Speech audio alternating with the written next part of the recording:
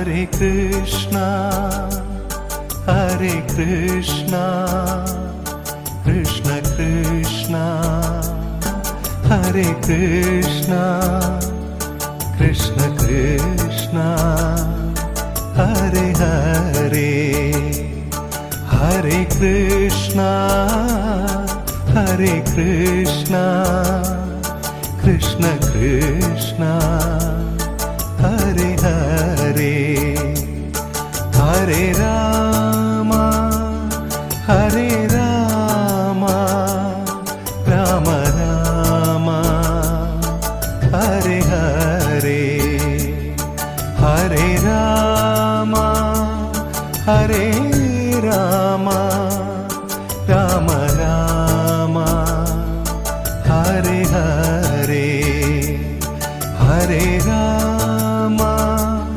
Hare Rama, Rama Rama, Hare Hare, Hare Rama, Hare Rama, Rama Rama, Hare Hare.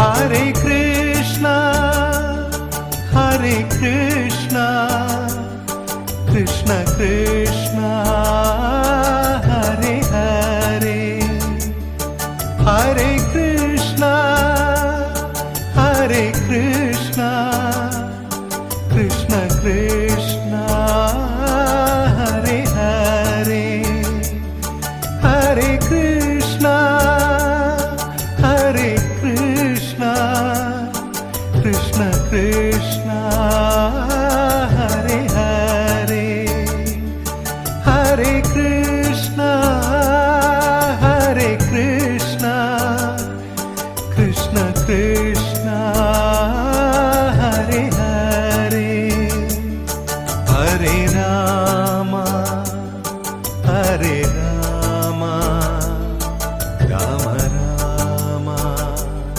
Hare Hare, Hare Rama, Hare Rama, Rama Rama, Hare Hare, Hare Rama, Hare Rama, Rama Rama, Hare Hare, Hare Rama, Hare Rama, Rama Rama, Hare Hare.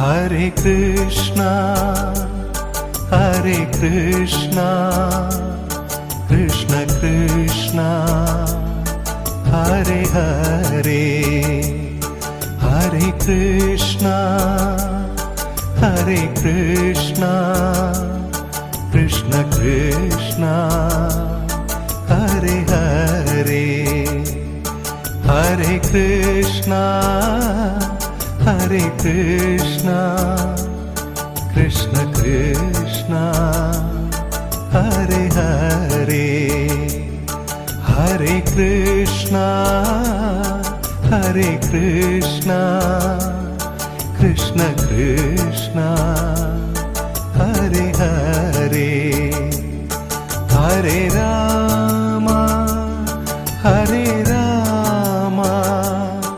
Rama Rama Hare ഹരേ ഹരേ രാമ ഹരേ രാമ രാമ രാമ ഹരേ ഹരേ ഹരേ രാമ ഹരേ രാമ രാമ രാമ ഹരേ ഹരേ ഹരേ രാമ ഹരേ രാമ രാമ രാമ ഹരേ ഹരേ.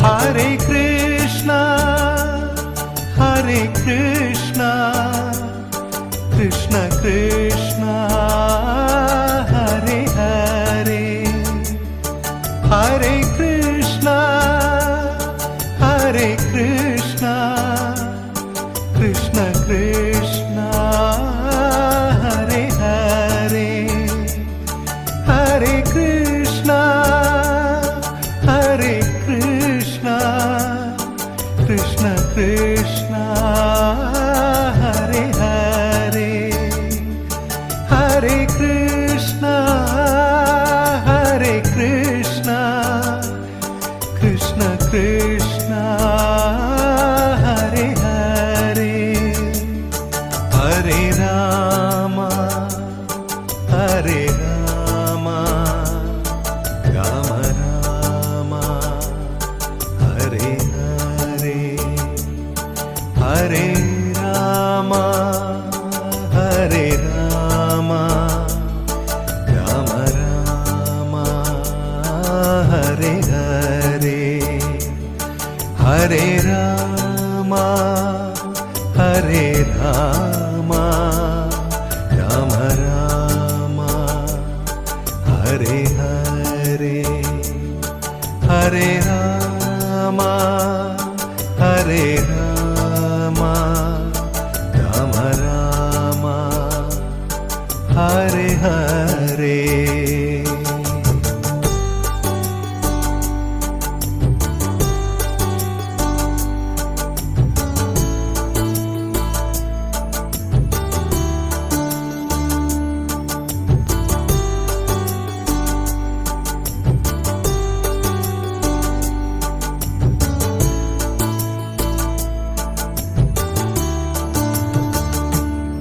Hare Krishna, Hare Krishna, Krishna Krishna, Hare Hare.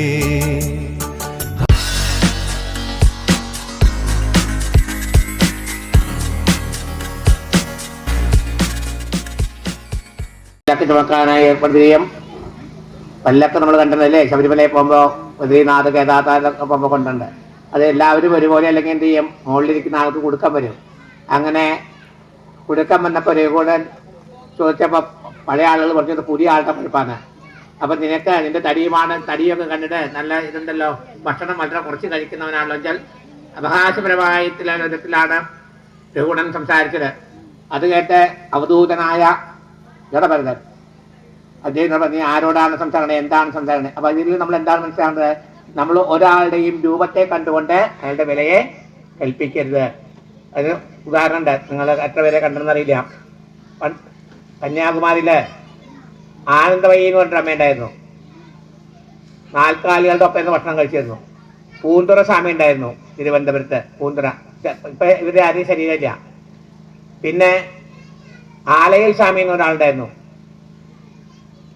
അദ്ദേഹത്തിന്റെ ഗുരു ചിദംബരത്താണ്. അദ്ദേഹം 2 വർഷം മുമ്പ് സമാധിയായി.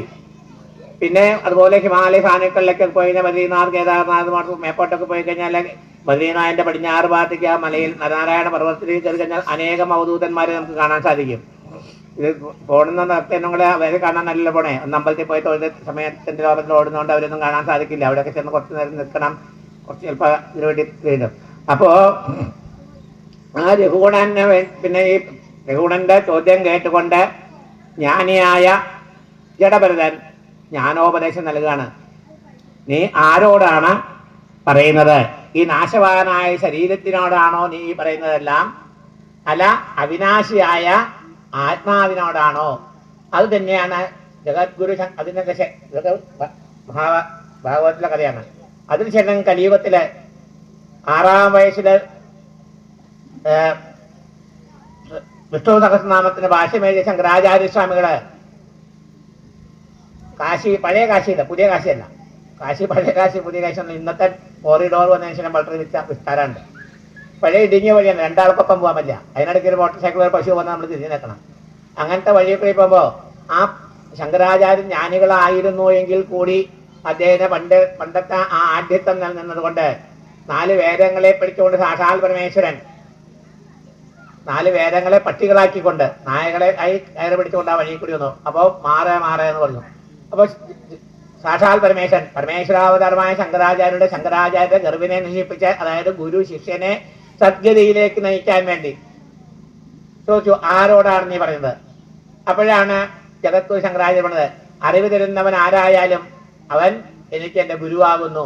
അതായത് ഗംഗയിലായാലും ചണ്ടാളുടെ കുളത്തിലായാലും കിണറിലായാലും ആ നിർമ്മലവും നിശ്ചലവുമായ ജലത്തില് ആ സൂര്യന്റെ പ്രതിബിംബം കാണാം. അതുപോലെ ആരാണോ ആത്മജ്ഞാനം തരുന്നത് അവനെന്റെ ഗുരുവാണെന്ന് പറഞ്ഞ് നമസ്കരിക്കുമ്പോൾ അവിടെ നായമില്ല, സാക്ഷാൽ ശങ്കര. അവിടെ നിന്നാണ് അദ്ദേഹം മനീഷാ പഞ്ചകം എന്ന ഗ്രന്ഥം എഴുതിയതെന്നാണ് പറയുന്നത്. അപ്പോൾ ഇന്നത്തെ കാലത്തും അങ്ങനെയുള്ള ആളുകളുണ്ട്. എപ്പോഴും എന്താ ചെയ്യുന്നത്? ഇതിനാണ് വാമനാവതാരം ഉണ്ടായത്, മഹാബലിയുടെ ഗർവ് നശിപ്പിക്കാനാണ്. അപ്പോൾ രഘുഗുണന്റെ ഗർവ് നശിപ്പിക്കാനായി ആ ജ്ഞാനോപദേശം നൽകി. അതോടുകൂടി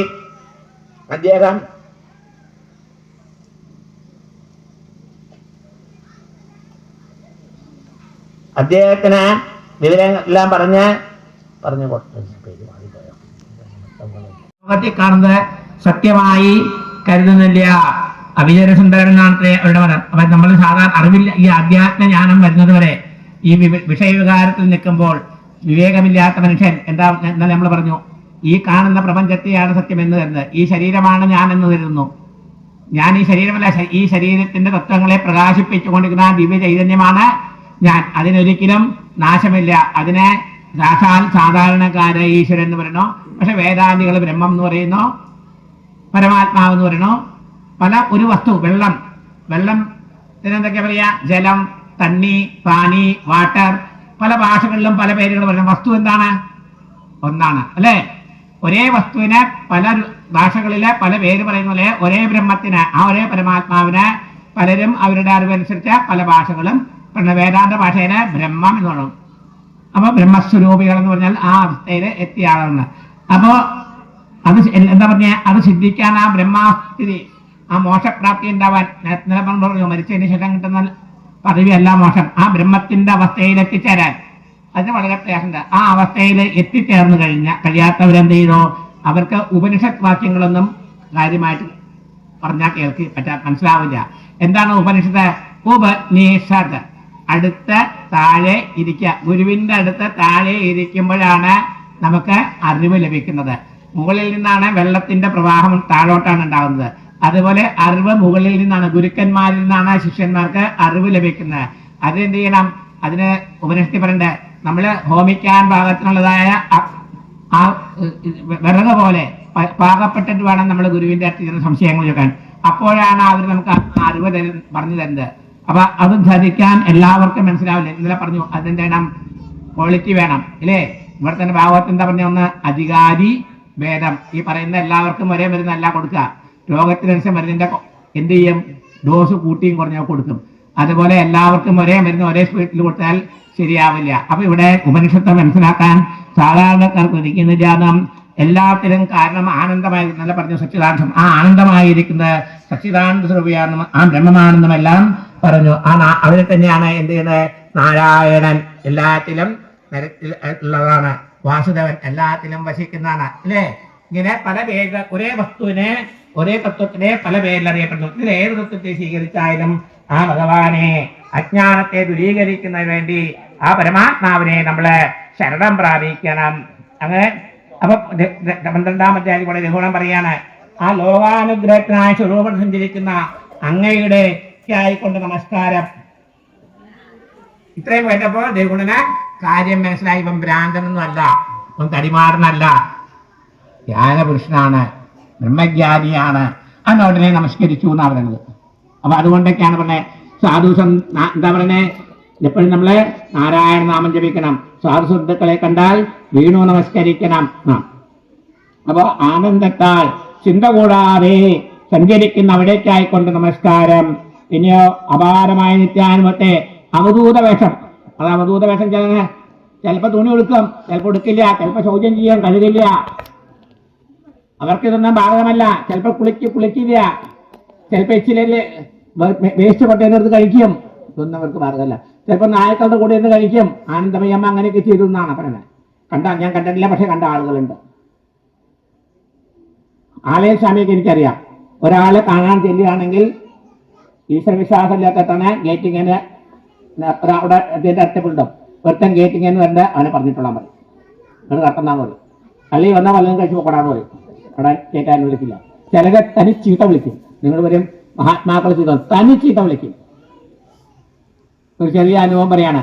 ഞാൻ ആദ്യമായി 2004 കേരളത്തിൽ വന്നതിന് ശേഷം ശ്രീകാര്യം കിഴങ്കുളം മഹാദേവ ക്ഷേത്രത്തിൽ ഇതിന് പോയപ്പോൾ നമ്മുടെ സത്യാനന്ദസ്വാമി ചെങ്കോട്ടുകുളം സത്യാനന്ദസ്വാമിയെ കണ്ട് നമസ്കരിക്കാനും അവിടെ പോയി. അപ്പോൾ ഒരു വേറൊരാളുണ്ടായിരുന്നു അവിടുത്തെ നാട്ടുകാരൻ ശ്രീകാര്യത്തില്. അപ്പോൾ അയാളുടെ മോട്ടോർ സൈക്കിളിലാണ് പോയത്. അപ്പോൾ സ്വാമിയെ കാണാൻ പോയപ്പോൾ ആലയ സ്വാമിയെ കാണാൻ പോയപ്പോൾ നമ്മളിരുന്നു. അത് കഴിഞ്ഞ ടോർച്ച് തന്നു. ആ ടോർച്ച് എന്നതിൻ്റെ ഉദ്ദേശം എന്താ? നീ വെളിച്ചത്തിൽ കൂടി പോവാൻ. ഓരോ മഹാത്മാക്കളെ ഒരു അടി തന്നാലും എന്തെങ്കിലും വസ്തു തന്നാലും അതിലൊക്കെ ഉദ്ദേശിക്കുന്നത്. അപ്പൊ അദ്ദേഹം എന്നോട് പറയാം, ഞാൻ പല പ്രാവശ്യം കൊണ്ട് എന്നെ കടത്തി വിട്ടിട്ടില്ല, അങ്ങക്ക് അങ്ങനെ കടത്തി വിട്ടില്ല. അത് ഞാൻ പറഞ്ഞു, എന്റെ കൃപയല്ല, ഗുരുകൃപ. അപ്പൊ മഹാത്മാക്കളുടെ കൃപയൊക്കെ ഉണ്ടാവുന്നത് ഗുരുവിന്റെ കൃപ, ഈശ്വര. അതിന് ഞാൻ നേരത്തെ ഇന്നലെ പറഞ്ഞു, ഈശ്വര കൃപ. അപ്പോൾ ഇവിടെ ജ്ഞാനോപദേശം പറയുമ്പോൾ അങ്ങേ നമസ്കാരം ദിവ്യാൌഷധം പോലെ എല്ലാ രോഗത്തിനും ദിവ്യാൌഷധങ്ങളെ എന്ത് ചെയ്യണോ? മഹാരോഗങ്ങളെ മാറ്റും ഇല്ലേ? ഇപ്പൊ നമ്മൾ ആസ്പത്രി പോയി ചികിത്സിക്കാത്തും ചില സിദ്ധന്മാരോ ഒരു തുള്ളി വെള്ളം കൊടുത്താലും എന്തുണ്ട്? രോഗം മാറും. ഇന്നുണ്ട് അങ്ങനത്തെ ആളുകളെ.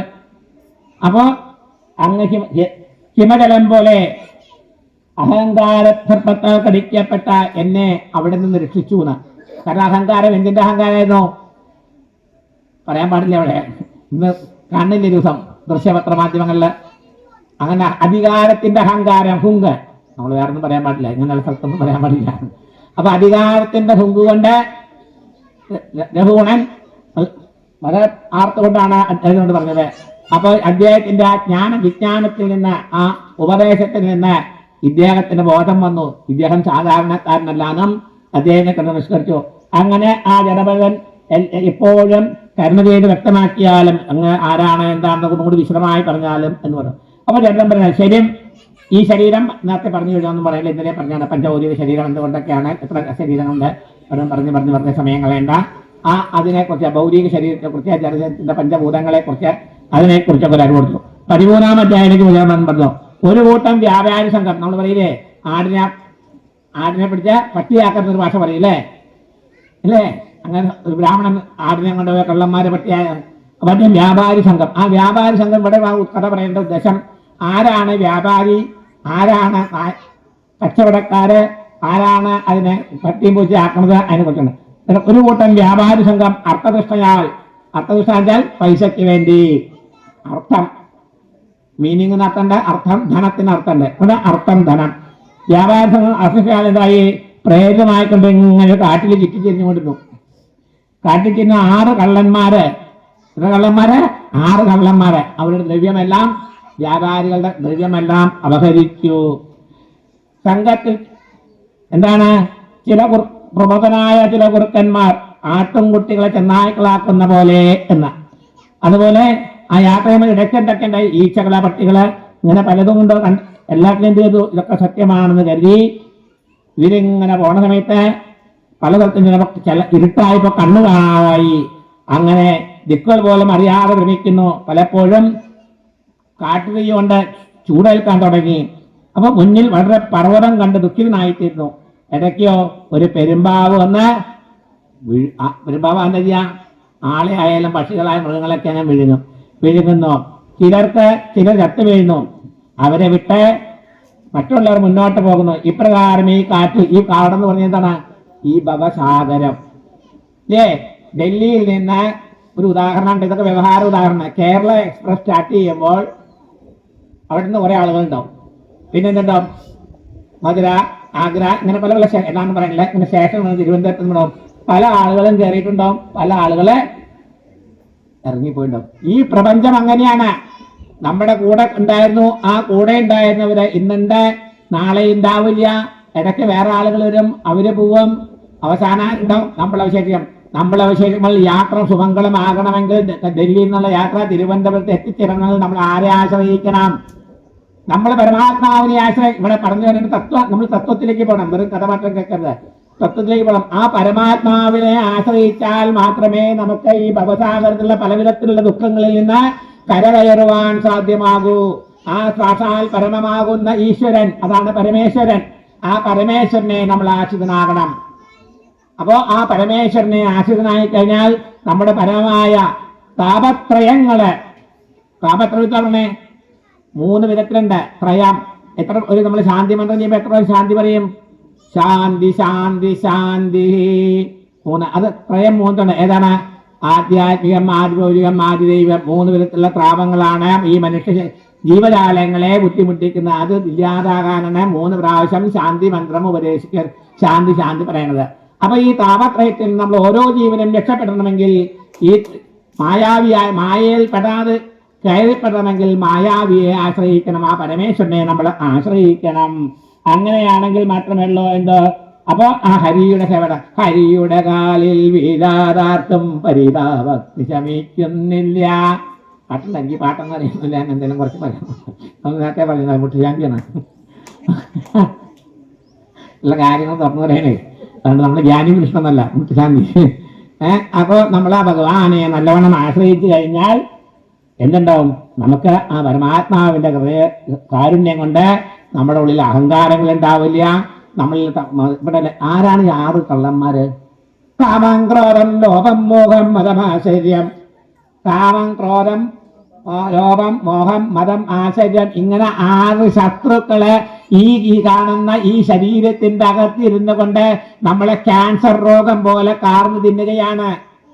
നമ്മൾ ആ ശത്രുക്കളെ കണ്ടില്ല. തെക്കേല മാലതിയും കിഴക്കേല ഔസേപ്പം പടിഞ്ഞാറിലെ സോമനൊന്നും അല്ല കള്ളൻ. ശത്രുക്കളെ നമ്മുടെ അകത്താണ് ഈ ശത്രുക്കളെ.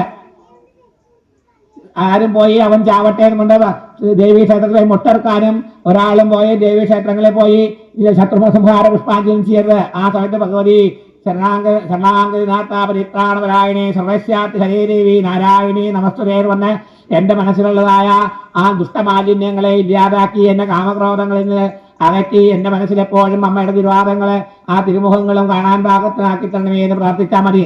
അല്ലാണ്ട് നിങ്ങളെ ഏതെങ്കിലും അപ്പുറത്തെ ഇപ്പുറത്തെ ആളുകൾ നശിക്കട്ടെ എന്ന് പറഞ്ഞ് ഗുരുതി പുഷ്പാഞ്ജലിയോ ശത്രുഭാര പുഷ്പാഞ്ജലി ചെയ്താൽ അതിന്റെ ദോഷം തനിക്ക് തന്നെയായിരിക്കും. അപ്പൊ അമ്പലക്കാർ നമ്മളെ തല്ലിട്ടോ, സ്വാമി അതൊക്കെ മുടക്കല്ലേ എന്ന് പറയും. ഇവിടെ മഹാവിഷ്ണുവാണ്, ഇവിടെ അങ്ങനത്തെ പുഷ്പാഞ്ജലി ഒന്നും ഇല്ല. ഇവിടെ ശ്രീകൃഷ്ണ പുരുഷത്തൊക്കെ ഉള്ളു. ഇവിടെ പറയാം, ദേവി ശബ്ദത്തിൽ പറയാൻ പാടില്ല, സ്വാമി ഉണ്ടായിരുന്നു പറയും.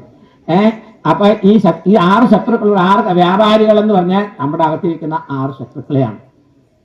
ഈ 6 ശത്രുക്കൾ ഇല്ലാതാവണമെങ്കിൽ, നമുക്ക് സുഖമായ ഒരു ലക്ഷ്യത്തിൽ എത്തിച്ചേരണമെങ്കിൽ നമ്മള് ആ പരമാത്മാവിനെ ആശ്രയിക്കണം.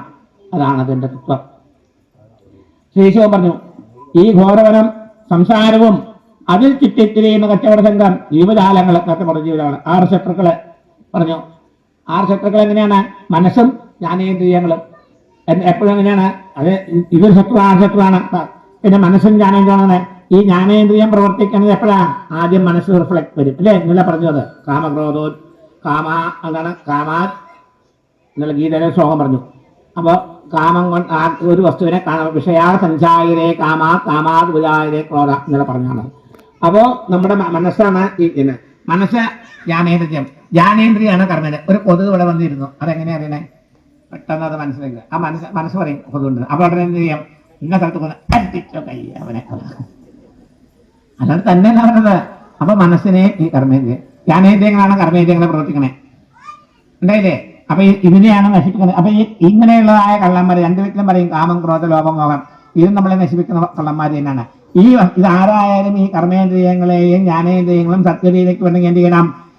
ഗംഗോത്രിയിൽ നിന്ന് ഗോമുഖിൽ നിന്ന് ധാര ഒഴുകുന്നുണ്ട്. ആ ധാരയാണ് ഗംഗയായിട്ട് ഉത്ഭവിച്ച ബംഗാൾ ഉൾപ്പെടുന്നത്. അത് ധാര മുറിയാനാണ്. അതുപോലെ നമ്മുടെ മനസ്സിൽ എപ്പോഴും ധാരകൾ വരികയാണ്, തോട്ട്സ്, ചിന്തകൾ വരും. പക്ഷെ അത് നെഗറ്റീവും പോസിറ്റീവും വരും.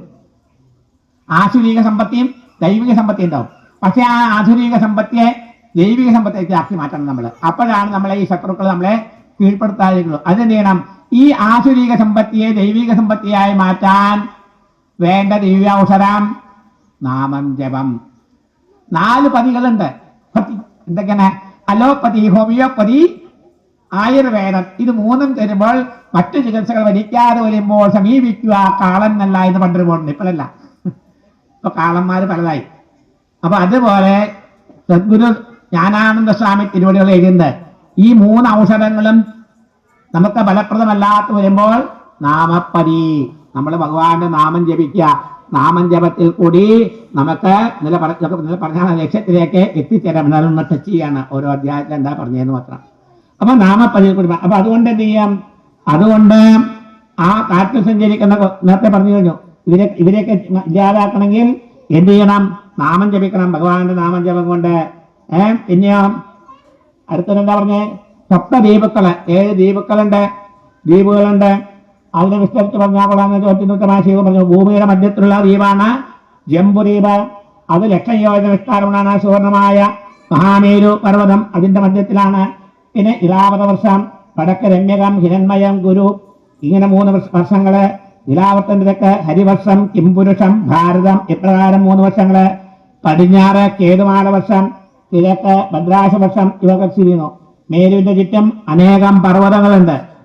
ആ പർവ്വതങ്ങള് മന്ദാരം, മേരുമന്ദാരം, സുഭാർശം, കുമുദം എന്ന 4 പർവ്വതങ്ങളും ഇവയുടെ മുകളിലെ ദിവ്യവൃക്ഷങ്ങളും ദിവ്യരസങ്ങളും നദീരൂപത്തിലും അത് സപ്തതീർത്ഥങ്ങൾ കൂടാതെ അനേകം നദികളെ കുറിച്ച് വായിച്ചു പറഞ്ഞിട്ടുണ്ട്. അപ്പൊ അതെല്ലാം മുഴുവൻ ഓർമ്മ പറ്റും. 4 ഭാഗങ്ങളും പ്രവഹിക്കുന്നു. മേരുവിന്റെ മുകളിൽ ബ്രഹ്മാവിന്റെയും ലോകപാലന്മാരുടെയും ദിവ്യ സ്ഥാനങ്ങള് മേരുപർവ്വതത്തിന്റെ മുകളില്. പിന്നെ 7 നദികള് ഗംഗേ യമുനേ ജൈവ ഗോദാവരി സരസ്വതി നർമ്മദേ സിന്ധു കാവേരി ജലസ്മിൻ സന്നിധം ഗുരു. ഇത് ഈ പുണ്യനദി ഏറ്റവും ശ്രേഷ്ഠമായ നദികളാണ്. അതുകൂടാണ്ട് രേവ, ചന്ദ്രപാനോ, അങ്ങനെ അനേകം വായിച്ചപ്പോൾ ഇതെല്ലാം വായിച്ചു പോകണ്ട. ഇതെല്ലാം നമുക്ക് പറയാൻ സമയം കിട്ടില്ല. അപ്പോൾ അതൊക്കെ എന്ത് ചെയ്യണം? അതിനാണ് നിങ്ങൾ ഇതൊക്കെ ഇവിടെ ഒന്ന് കേട്ടിട്ട് എന്ത് ചെയ്യണം? ഇടയ്ക്ക് അവിടെ പോയിട്ട് ആദ്യം നിങ്ങൾ ഈ ഗ്രന്ഥം എടുക്കരുത്. ഗ്രന്ഥം എടുക്കാത്തത് ആദ്യമേ പഠിക്കാത്ത ആളുകളെ വിദ്യാഭ്യാസം സംസ്കൃതം വായിക്കാനൊക്കെ നേരത്തെ പെട്ടെന്ന് തന്നെ മനസ്സിലായില്ല. ഗദ്യമുണ്ട്, ഗദ്യം. ശ്രീമദ് ഭാഗവതത്തിന്റെ ഗദ്യമുണ്ട്. ഈ ഗദ്യം 1-2 പ്രാവശ്യം വായിക്കുമ്പോൾ നമുക്ക് ഈ കഥകളെ മനസ്സിലാവും. 2 വിധത്തിലുള്ള പഠനമുണ്ട്. ഒന്ന് പഠിപ്പിച്ചിട്ട് അർത്ഥം പറയാം, ഒന്ന് അർത്ഥം പഠിച്ചിട്ട് പഠിക്കുക. 2 വിധത്തിലുണ്ട്. ഒന്ന് സംഗ്രഹം, ഒന്ന് വ്യാപ്തി ചെയ്യുക. അപ്പൊ അത് അറിവിൽ ഞാനൊക്കെ അങ്ങനെയാണ്. ആദ്യം ഗദ്യമൊക്കെ പഠിച്ചിട്ട് പിന്നെ അപ്പൊ നമുക്ക് കഥ ഇങ്ങനെ ഓർമ്മ വരും. അപ്പൊ അത് പഠിക്കുമ്പോൾ നമുക്ക് ഇല്ല. അത് ധൈര്യത്തിലാവാം. വിദ്യാസമ്പന്നർക്ക് നേരിട്ട് പോവാം. അല്ലാത്തവർക്ക് എന്ത് ചെയ്യണം? മൂർത്തി വെച്ച് പൂജിക്കണം. അല്ലേ? എന്നല്ല പറഞ്ഞില്ലേ? അല്ലെങ്കിൽ പ്രണവം മാത്രം ജപിച്ചാൽ മതി. 2ഉണ്ട്. അപ്പൊ അങ്ങനെ പോയി കഴിഞ്ഞാൽ നമുക്ക് അലക്ഷ്യം. അപ്പൊ ഇത് എന്താ പറഞ്ഞത്? ആ ശ്രീശിവൻ പറഞ്ഞു, എന്ത് പറഞ്ഞു? ഈ പർവ്വതങ്ങളും നദികളും ഇതൊക്കെ ഇതിന് ചുറ്റുമായിട്ടുണ്ട്. അപ്പൊ നമ്മൾ ഏത് വർഷത്തിലാണ്? നമ്മൾ ജംബുദ്വീപേ. 7 വർഷം ഭാരതവർഷേ. നമ്മൾ പൂജയൊക്കെ ചെയ്യുമ്പോഴേ ഇവിടെ ഒന്നും അങ്ങനെ ചെയ്യിക്കില്ല. മൂകാംബികളൊക്കെ ചെല്ലുമ്പോൾ കണ്ടോ? സങ്കല്പം ചെയ്യിക്കും. അരി തന്നിട്ട് അവിടെ ഇരുത്തിയിട്ട് പിതൃകർമ്മങ്ങളിലൊക്കെ ചെയ്യുമ്പോൾ സങ്കല്പം ചെയ്യില്ലേ? ജംബുദ്വീപേ ഭാരതവർഷേ ഭാരതഖണ്ഡേ. ഇത് പരശുരാമ ക്ഷേത്രമാണ്. അങ്ങനെ ഓരോ ക്ഷേത്രങ്ങൾ നീട്ടിപ്പോണില്ല. അപ്പോൾ നമ്മുടെ ഇതൊക്കെ അറിയണം. ജംബുദ്വീപിലാണ് നമ്മൾ ഭാരതത്തിന്റെ വർഷത്തിലാണ് പരശുരാമനാൽ ഉണ്ടാക്കപ്പെട്ട ക്ഷേത്രമാണ്. അതുകൊണ്ടാണ് പരശുരാമ ക്ഷേത്രം എന്ന് പറഞ്ഞത്. അപ്പൊ ഇതൊക്കെ അറിയണം. പിന്നെ ഇങ്ങനെ 9 വർഷങ്ങളെ കുറിച്ച്, അത് ഭാരതവർഷം കർമ്മക്ഷേത്രമാണ്. കർമ്മം കൊണ്ട് മാത്രമേ നമുക്ക് സദ്ഗതി ഉണ്ടാവുള്ളൂ. കർമ്മം ചെയ്യുന്നില്ല. ഗീതയിൽ ഭഗവാൻ എന്താ പറഞ്ഞേ? നീ നിന്റെ കർമ്മം ചെയ്യൂ. അല്ലേ? അർജുനോട് എന്താ പറഞ്ഞേ? കർമ്മം ചെയ്യാണ്ടൊന്നും രക്ഷയില്ല. അറ്റൻഡൻസ് ആണ് കാശ് കിട്ടണ്ടേ? പരീക്ഷ ഏതാണ്ട് മാർക്കറ്റിങ് ശാസ്ത്രത്തിലില്ല. അത് വേറെ ചിലർക്കാണ്, നമുക്കില്ല. ചിലർക്ക് പരീക്ഷ എഴുതണ്ട, അത് ഇവിടെ പറ്റില്ല. ഇവിടെ ശാസ്ത്രത്തിൽ വന്ന് നമ്മൾ പ്രയത്നിക്കണം. പ്രയത്നിക്കാണ്ടൊന്നും പറ്റില്ല. പിന്നെ ഭദ്രാശ വർഷത്തിലെ ഭദ്രവശം അദ്ദേഹത്തിന്റെ അനുയായികളും ഹയഗ്രീവമൂർത്തിയായ ഭഗവാനെ, എങ്ങനെ ഹയഗ്രീവമൂർത്തി ഉണ്ടായത്? എന്താ ഹയഗ്രീവം? കുതിരയുടെ തല. വിഷ്ണു അതൊരു ശാപം ഉണ്ടായി. എന്നിട്ട് വിഷ്ണുവിന്റെ തല പോയിട്ടവിടെ എന്ത് ചെയ്തു? കുതിരയുടെ തല വെച്ചു. അത് പിന്നീട് വരും കഥകള്. അപ്പൊ ഹയഗ്രീവമൂർത്തി അതാണ് ഹയഗ്രീവൻ, കുതിരത്തലകൾ. അദ്ദേഹത്തിന് അനുയായി ആരാണ്? നരസിംഹമൂർത്തിയെ അനന്യഭക്തിയോടുകൂടി സേവിക്കുകയും ദിവ്യ സ്തോത്രങ്ങളെ സ്തുതി ചെയ്യുക. സ്തുതിക്കുന്നതാണ് സ്തോത്രമാണ് സ്തുതിക്കുക. അപ്പൊ ഈ ആദ്യം എന്താണ്? ഭാഗവതം ഒന്ന് വായിച്ചു പറ്റാത്തവർക്ക് എന്ത് ചെയ്യണം? നാമം ജപിക്കാൻ ആർക്കും കാശ് കൊടുക്കണ്ട, പറ്റും. ഏറ്റവും സരളമായ മാർഗവും പൈസ ചെലവില്ലാത്തതും എവിടെയും ഉപയോഗിക്കാവുന്നതാണ് ഏത്? ജപം. ജപം 3 വിധത്തിലുണ്ട്. എങ്ങനെയാണ്? ഉച്ചസ്വരത്തിൽ ജപിക്കാം, മന്ദസ്വരത്തിൽ ജപിക്കാം, ഉപാംശിക ജപം, മാനസിക ജപം നിർത്താം.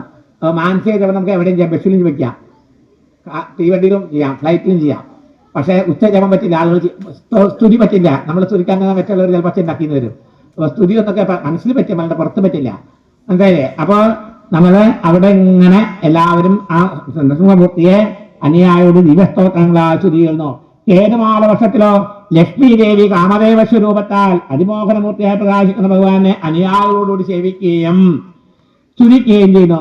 രമ്യ വർഷത്തിലെ വൈവസത്തമന്നു ഭഗവാൻ തനിക്ക് മുമ്പ് കാണിച്ചിരുന്ന മത്സ്യസ്വരൂപത്തെ, മത്സ്യാവതാരം ഉണ്ടല്ലോ, അത് നാളെയാണ് ഈ അവതാര ലീലകളാണ്.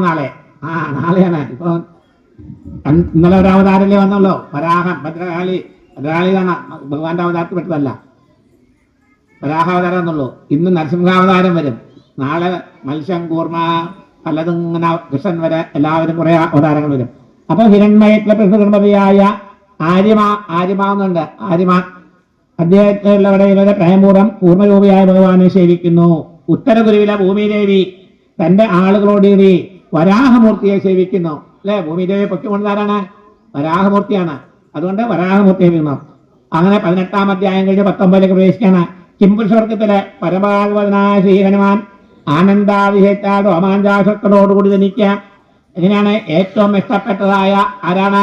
ശ്രീരാമചന്ദ്രസ്വാമിയെ സ്തുതിക്കുന്നു. പിന്നെ ലോകാനുഗ്രഹാർത്ഥം കാരുണ്യാധിഹത്തിൽ ആ അനന്തകോടി നമസ്കാരം ചെയ്തുകൊണ്ട് സ്ത്രീ സംഘകൃതമായ ദുഃഖം മനുഷ്യനെ ദുർനിവൃത്തമാണ്. എന്താണ് ഭഗവാൻ എന്താ കാണിച്ചു തന്നവിടെ? ഭഗവാൻ മനുഷ്യരൂപത്തിൽ അവതരിച്ചിവിടെ കാണിച്ചതാണ്, നമ്മളെ ഈ സംസാര സാഗരത്തിൽ ജീവിക്കുമ്പോൾ അവതാര പുരുഷനായ രാമന് പോലും ദുഃഖമുണ്ടായി. ഗ്രഹങ്ങളെ ജനിക്കുന്ന സമയമനുസരിച്ച് നമ്മള് അതാണ് എവിടെയാണ്? സമയ ബലവാൻ ഹേ ആത്മീ ബലവാൻ നഹീ ഹേ എന്നാ ഹിന്ദി പറഞ്ഞത്. സമയ ബലവാൻ സമയമാണ്, കാലമാണ് ബലവാൻ.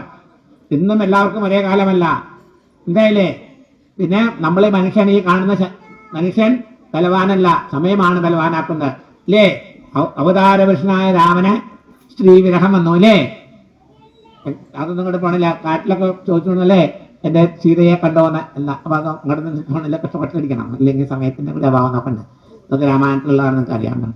അപ്പൊ അപ്പൊ ഈ രാമന് സ്വന്തം ഭാര്യയെ വിരഹം ദുഃഖം വന്നെങ്കിൽ നമുക്കൊക്കെ ചെറിയ ദുഃഖങ്ങളെന്നുള്ള അയ്യോ ഞാൻ നിന്റെ പൊയ്യാമത്തിലേക്ക് എന്തിലിട്ടു അല്ല. ഭഗവാനെ അവിടുത്തെ ചരണാരവിന്ദത്തിന് ശ്രദ്ധയും ഭക്തിയും ഉണ്ടാക്കി തരയണമേ. ശ്രദ്ധാവിശ്വാസത്തോടെ ഭഗവാനെ മുറുക്കെ പിടിക്കണം. ദുഃഖങ്ങൾ കണ്ടമാനം തരും. അതാണ് രാവിലെ ഒരു മാതാവിനോട് ഞാൻ പറഞ്ഞത്. നമ്മൾ ഭഗവാനോട് അടുക്കും തോറും നമുക്ക് സുഖമല്ലാതെ തരിക. ദുഃഖങ്ങൾ തന്ന പരീക്ഷണങ്ങളെല്ലാം കഴിഞ്ഞു കഴിഞ്ഞാലാണ് പിന്നെ നമുക്ക് ഉയർച്ച തരുന്നത്. പിന്നെ നമ്മള് ദിവ്യാനുഭൂതികൾ അനുഭവിച്ചുകൊണ്ടിരിക്കും.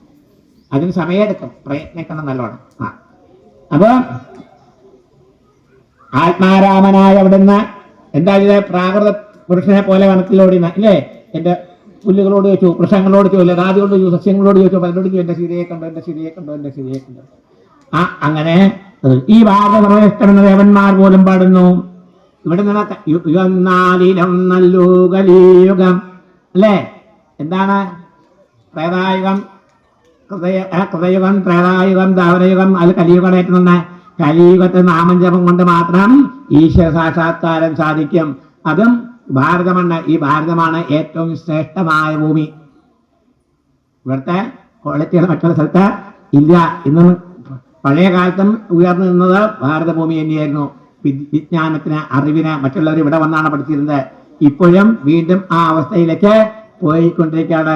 ഭാരതത്തിന്റെ നേതൃത്വത്തിനെ മറ്റു രാഷ്ട്രങ്ങൾ അംഗീകരിച്ചു കൊണ്ടിരിക്കുകയാണ് അല്ലേ?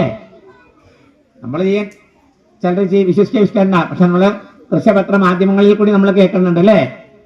അപ്പൊ ഈ ഭാരതം എന്നും ശ്രേഷ്ഠമാണ്, സർവശ്രേഷ്ഠമാണ്. ഈ ശ്രേഷ്ഠ ഭാരതത്തിൽ മനുഷ്യനായി ജപിക്കാൻ, ഒരു പുല്ലായി ജയിക്കാൻ. ഇതാണ് ഒരു മുസൽമാൻ ഭക്തനുണ്ടായിരുന്നു. അദ്ദേഹം പറഞ്ഞ്, ഞാൻ ഈ വൃന്ദാവനത്തിലെ മണത്തരികളായി ജനിച്ചാൽ ഞാൻ ശ്രേഷ്ഠനാണ്. എന്തുകൊണ്ടാൽ ഭക്തന്മാരുടെ പാദധൂളികൾ എന്റെ ശരീരത്തില് ഏൽക്കുന്ന. അപ്പൊ ആ ഭാരതഭൂമിക്ക് അത്ര ശ്രേഷ്ഠതയുണ്ട്. അപ്പൊ പിന്നെ ലക്ഷ്യം യോജന വിസ്താരമുള്ളതായ ആ ജംബുദ്വീപ് അത്രയും വിസ്താര സാരസമുദ്രത്തില് എന്താണ് സാരസമുദ്രം? ഉപ്പ് വെള്ളല്ലേ? ഇപ്പൊ നമ്മുടെ ഭാരതത്തിന് 3 ഭാഗത്തും സമുദ്രമാണ്.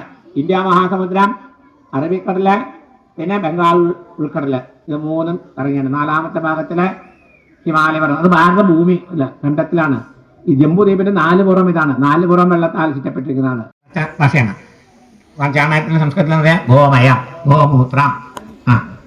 അപ്പൊ ആ തൈര് അവിടെയുള്ള ഭഗവാൻ വായുരൂപ, അവിടെ എന്താ ഇങ്ങനെ ഭഗവാനെ വായുരൂപത്തില് ഉപാസിക്കുന്നു. പിന്നെ പുഷ്കര ദീപം അവിടെ സ്ഥിതി ചെയ്യുന്നു. ആ ആവൃതമാണ് പുഷ്കര മധ്യത്തില് മാനസോത്തമം എന്ന പർവ്വതം സ്ഥിതി ചെയ്യുന്നുണ്ട്. കമലാസന രൂപത്തിലാണ് ഭഗവാൻ അവിടെ ഇരിക്കുന്നത്.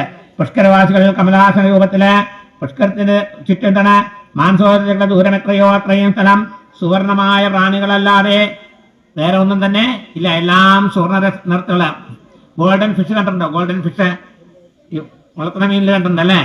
അതുകൂടാണ്ട് ഇവിടുന്ന് ഓം പർവ്വതം ഉത്തരേന്ത്യയിലെ UP-യിലെ 2 ഭാഗമുണ്ട്. ഇപ്പൊ 2ആയി. ഉത്തരാഖണ്ഡും പിന്നെ കുമാവോ മണ്ഡൽ, പിന്നെ വേറെ 2 മണ്ഡലുണ്ട്. പിത്തോട് സൈഡ്. ആ സൈഡിൽ പോകുമ്പോൾ ഡാർച്ചുള്ള സൈഡിലേക്ക് ഓം പർവ്വതമൊക്കെ നമ്മൾ യൂട്യൂബിലെല്ലാം കണ്ടു കാണും. ചോട്ടാ കൈലാസ് എന്ന് പറയും. അതായത് കുന്തിദേവിയൊക്കെ ആദ്യം താമസിക്കുന്ന ആ സ്ഥലം. അവിടേക്ക് പോകുമ്പോൾ ഒരു സ്ഥലമുണ്ട്, മഹേശ്വർ നദി എന്ന് പറഞ്ഞിട്ടുണ്ട്. അവിടെ മുഴുവൻ ഗോൾഡൻ ഫിഷാണ്. പിന്നെ നിങ്ങൾ ഹിമാചലിൽ പോയാൽ അവിടെ ഒരു ലാൽ ലേക്ക് ഉണ്ട്. ഇവിടെ കാശ്മീരിൽ ലാൽ ലേക്ക് ഉണ്ട്, ദാൽ ലേക്ക് ഇവിടെ ഉണ്ട്. മുകളിൽ മുഴുവൻ മഞ്ഞ് പാളിയാണ്. പക്ഷെ ആ മഞ്ഞ് പാളിയുടെ അടിയിൽ നിങ്ങൾക്ക് മുഴുവൻ ഫിഷുകളും ഗോൾഡൻ ഫിഷാണ്. അപ്പോൾ ഇവിടെ എന്താ പറയണേ? ഇവിടെ എല്ലാം കാണുന്നത് സ്വർണ്ണ നിറത്തിലുള്ള ജീവജാലങ്ങളായിരുന്നു. അപ്പോൾ അതിനുശേഷം അവിടുന്ന് 100 യോജന താഴെയാണ് ഈ ഭൂമി സ്ഥിതി ചെയ്യുന്നത്. ഇവിടെയോ അതിൻ്റെ താഴെ യോജന വിട്ട് ഇതാക്കണം. അതലം, വിതലം, സുതലം, തലാതലം, മഹാതലം, രസാതലം, പാതാളം, ഇപ്രകാരം 7 ലോകങ്ങള് സർവശക്തനായ ഭഗവാനാൽ കൽപ്പിക്കപ്പെട്ടിരിക്കുന്നു. അത് 14 ലോകം. മുമ്പോട്ട് 7 ലോകം, കീഴ്പോട്ട് 7 ലോകം. അവിടെയോ പിന്നെന്താണ്? മഹാബലി കൃഷ്ണാന്തിയായ ഭഗവാന സുതലത്തിലെ പരമഭക്തനായ മഹാബലി ചവിട്ടി താഴ്ത്തിയിട്ടില്ല. ഇവിടെ ആകെ ഞാൻ പറയും, അതങ്ങോട്ട് പറയണേ, ഈ പാഠപുസ്തകങ്ങളിൽ എഴുതി മുഴുവൻ വിട്ടിത്തരണം നമ്മുടെ ധർമ്മത്തെ നശിപ്പിക്കാനുള്ള വഴിയാണ്. നിങ്ങൾ ഭാഗവതം വായിക്കുക. മഹാബലി കേരളത്തിലല്ല, ഇവിടെ മാവേലി ഉണ്ടായിക്കണം. മഹാബലി ഉണ്ടായിട്ടില്ല. മഹാബലി ചക്രവർത്തി ആദ്യം വെച്ച് ഗുജറാത്തിലാണ്,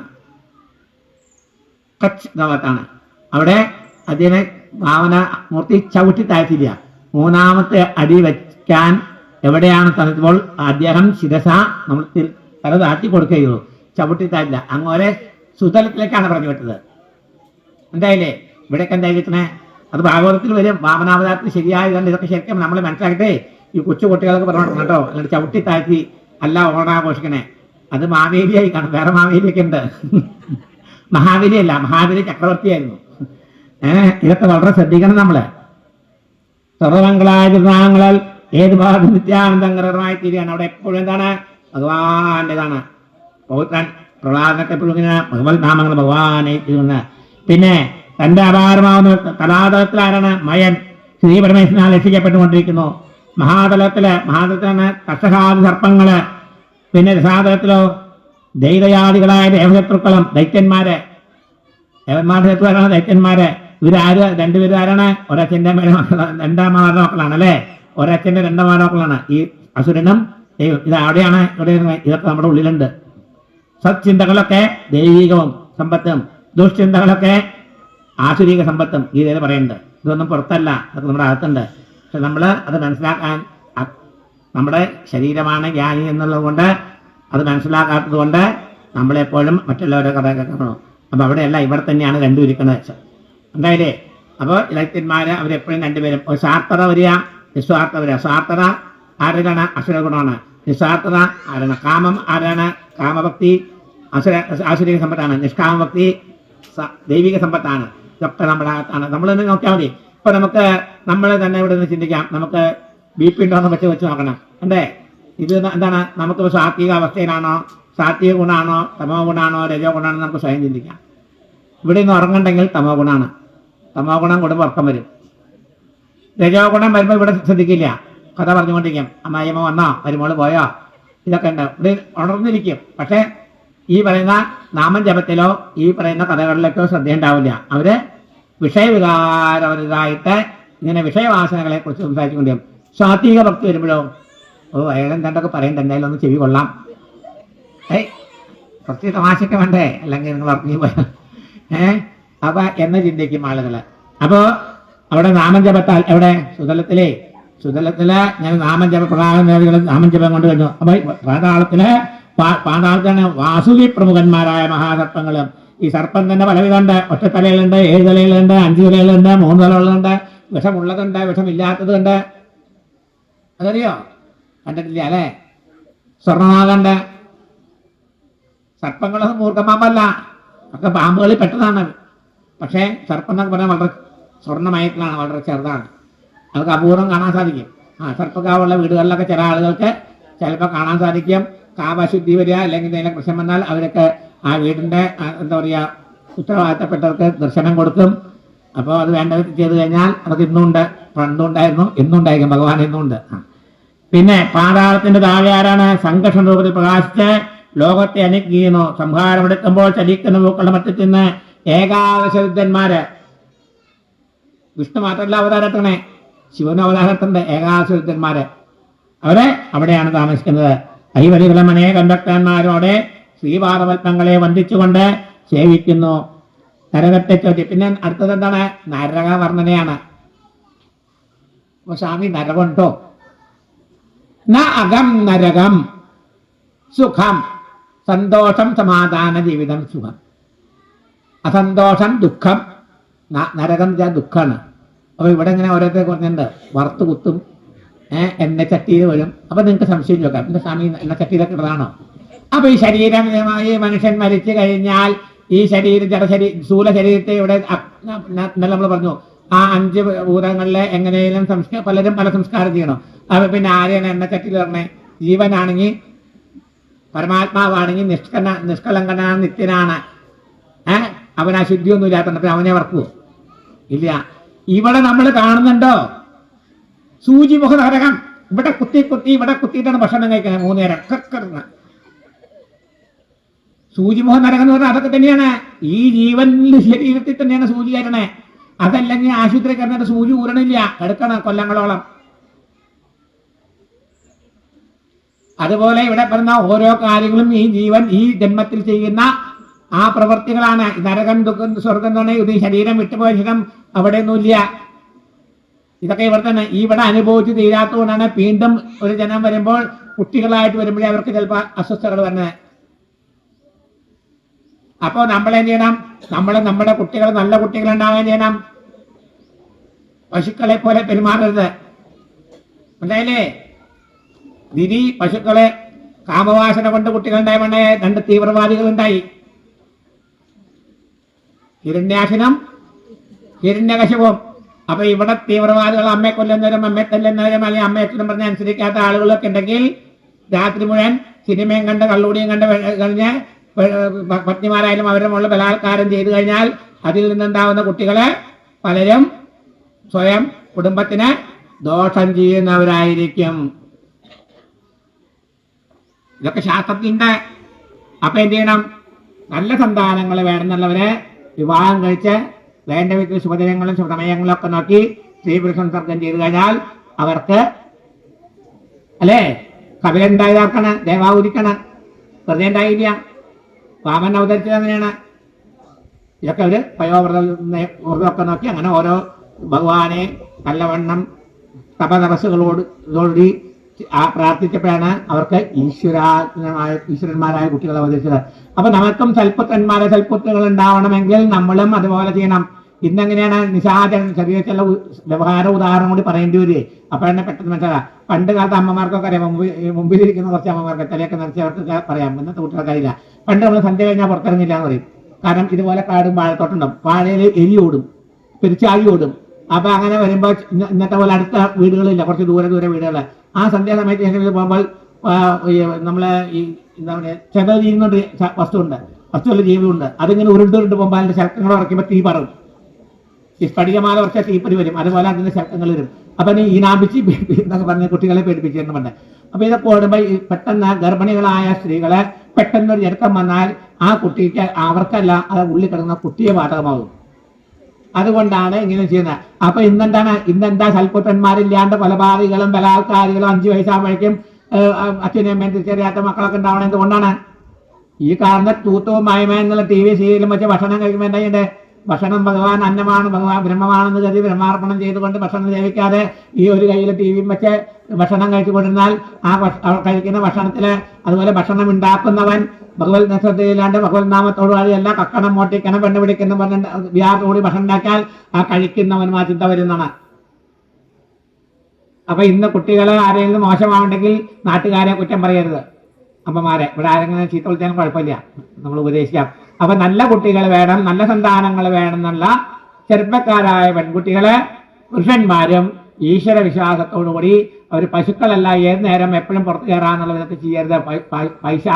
എന്താണ് പശുവൃത്തികളെ ഉപേക്ഷിച്ച് ഈശ്വരവൃത്തിയോടുകൂടി എന്തിനാ വിവാഹം കഴിഞ്ഞേ? സന്താനോൽപത്തിക്ക് വേണ്ടിയാണ്.